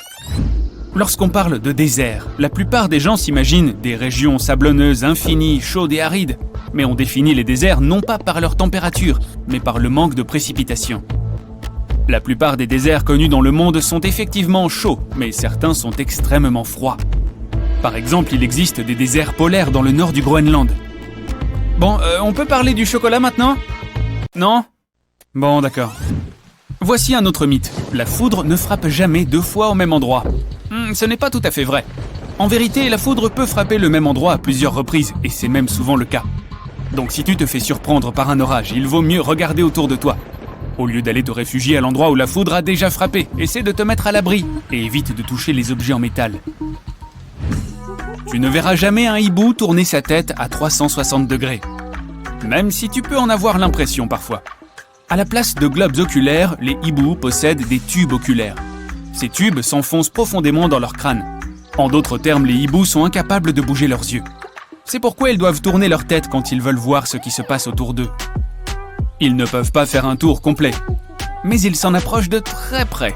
270 degrés, ce qui représente les 3/4 d'une rotation complète. Pas mal. Les chats ne ronronnent pas seulement quand ils sont contents et heureux. Ils le font aussi quand ils sont malades, effrayés ou même en colère. En dépit d'une croyance fort répandue, les félins ne retombent pas gracieusement sur leurs pattes à chaque fois qu'ils font une chute. Il est vrai qu'ils disposent du fameux réflexe de redressement. Un chat possède un appareil vestibulaire dans son oreille interne, le système qui contribue à l'équilibre et que l'animal utilise pour s'orienter. Grâce à ce système, un chat peut rapidement comprendre comment faire pivoter sa tête pour que son corps suive. Au final, l'animal atterrit sur ses pattes. Mais ce réflexe ne fonctionne pas à chaque fois. Les éléphants n'utilisent pas leur trompe comme une paille pour boire. Lorsqu'un éléphant a soif, il tire un peu d'eau dans sa trompe, puis l'amène à sa bouche et fait passer l'eau à l'intérieur. En d'autres termes, lorsque ces animaux boivent de l'eau, elle ne passe pas par leur trompe, de la même façon que les gens ne boivent pas par leur nez.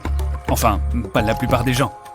Les éléphants ont des oreilles énormes, mais ils peuvent aussi écouter avec leurs pieds. Lorsqu'ils veulent analyser un bruit lointain, les éléphants se figent et se penchent en avant, de façon à ce que la plus grande partie de leur poids repose sur leurs pattes avant. Parfois, ils soulèvent même une de leurs pattes antérieures. Ils utilisent les vibrations sismiques, c'est-à-dire qu'ils détectent les ondes sonores qui se déplacent non pas dans l'air, mais dans le sol. Il existe de nombreux mythes sur ton cerveau. Par exemple, sa partie droite serait créative et la gauche logique. Mais ton cerveau ne fonctionne pas comme ça. Il n'est pas strictement divisé en parties couvrant un seul domaine, comme la logique, la créativité ou autre chose. Les actions que tu entreprends et les choses que tu vis sont le résultat de l'activité de l'ensemble de ton cerveau. Le cortex cérébral est la partie de ton cerveau qui se compose de 2 moitiés. Mais ces 2 moitiés sont connectées à de nombreuses autres zones qui constituent le reste du cerveau. Ainsi, les neurones de la partie gauche de ton cerveau ne se transformeront pas en génie de l'informatique. Et ceux de la moitié droite ne se transformeront pas en poètes. Tu penses peut-être que ton cerveau s'éteint quand tu dors. Mais ce n'est pas le cas. Son activité est ralentie lorsque tu dors profondément et s'active davantage lorsque tu rêves. Pendant cette phase, l'activité de ton cerveau est presque aussi intense que lorsque tu es complètement éveillé. Sans vouloir te faire peur, tu ne vois pas avec tes yeux, n'entends pas avec tes oreilles et ne sens pas avec ta peau. Par exemple, tu es en train de te laver le visage. Ta peau ne possède pas de capteurs spéciaux pour détecter l'humidité. Ton cerveau combine différentes sources d'informations, notamment la température, le toucher ou ton expérience précédente. C'est ainsi que tu sens que ton visage est mouillé. Ton cerveau crée cette sensation après avoir analysé toutes sortes d'informations.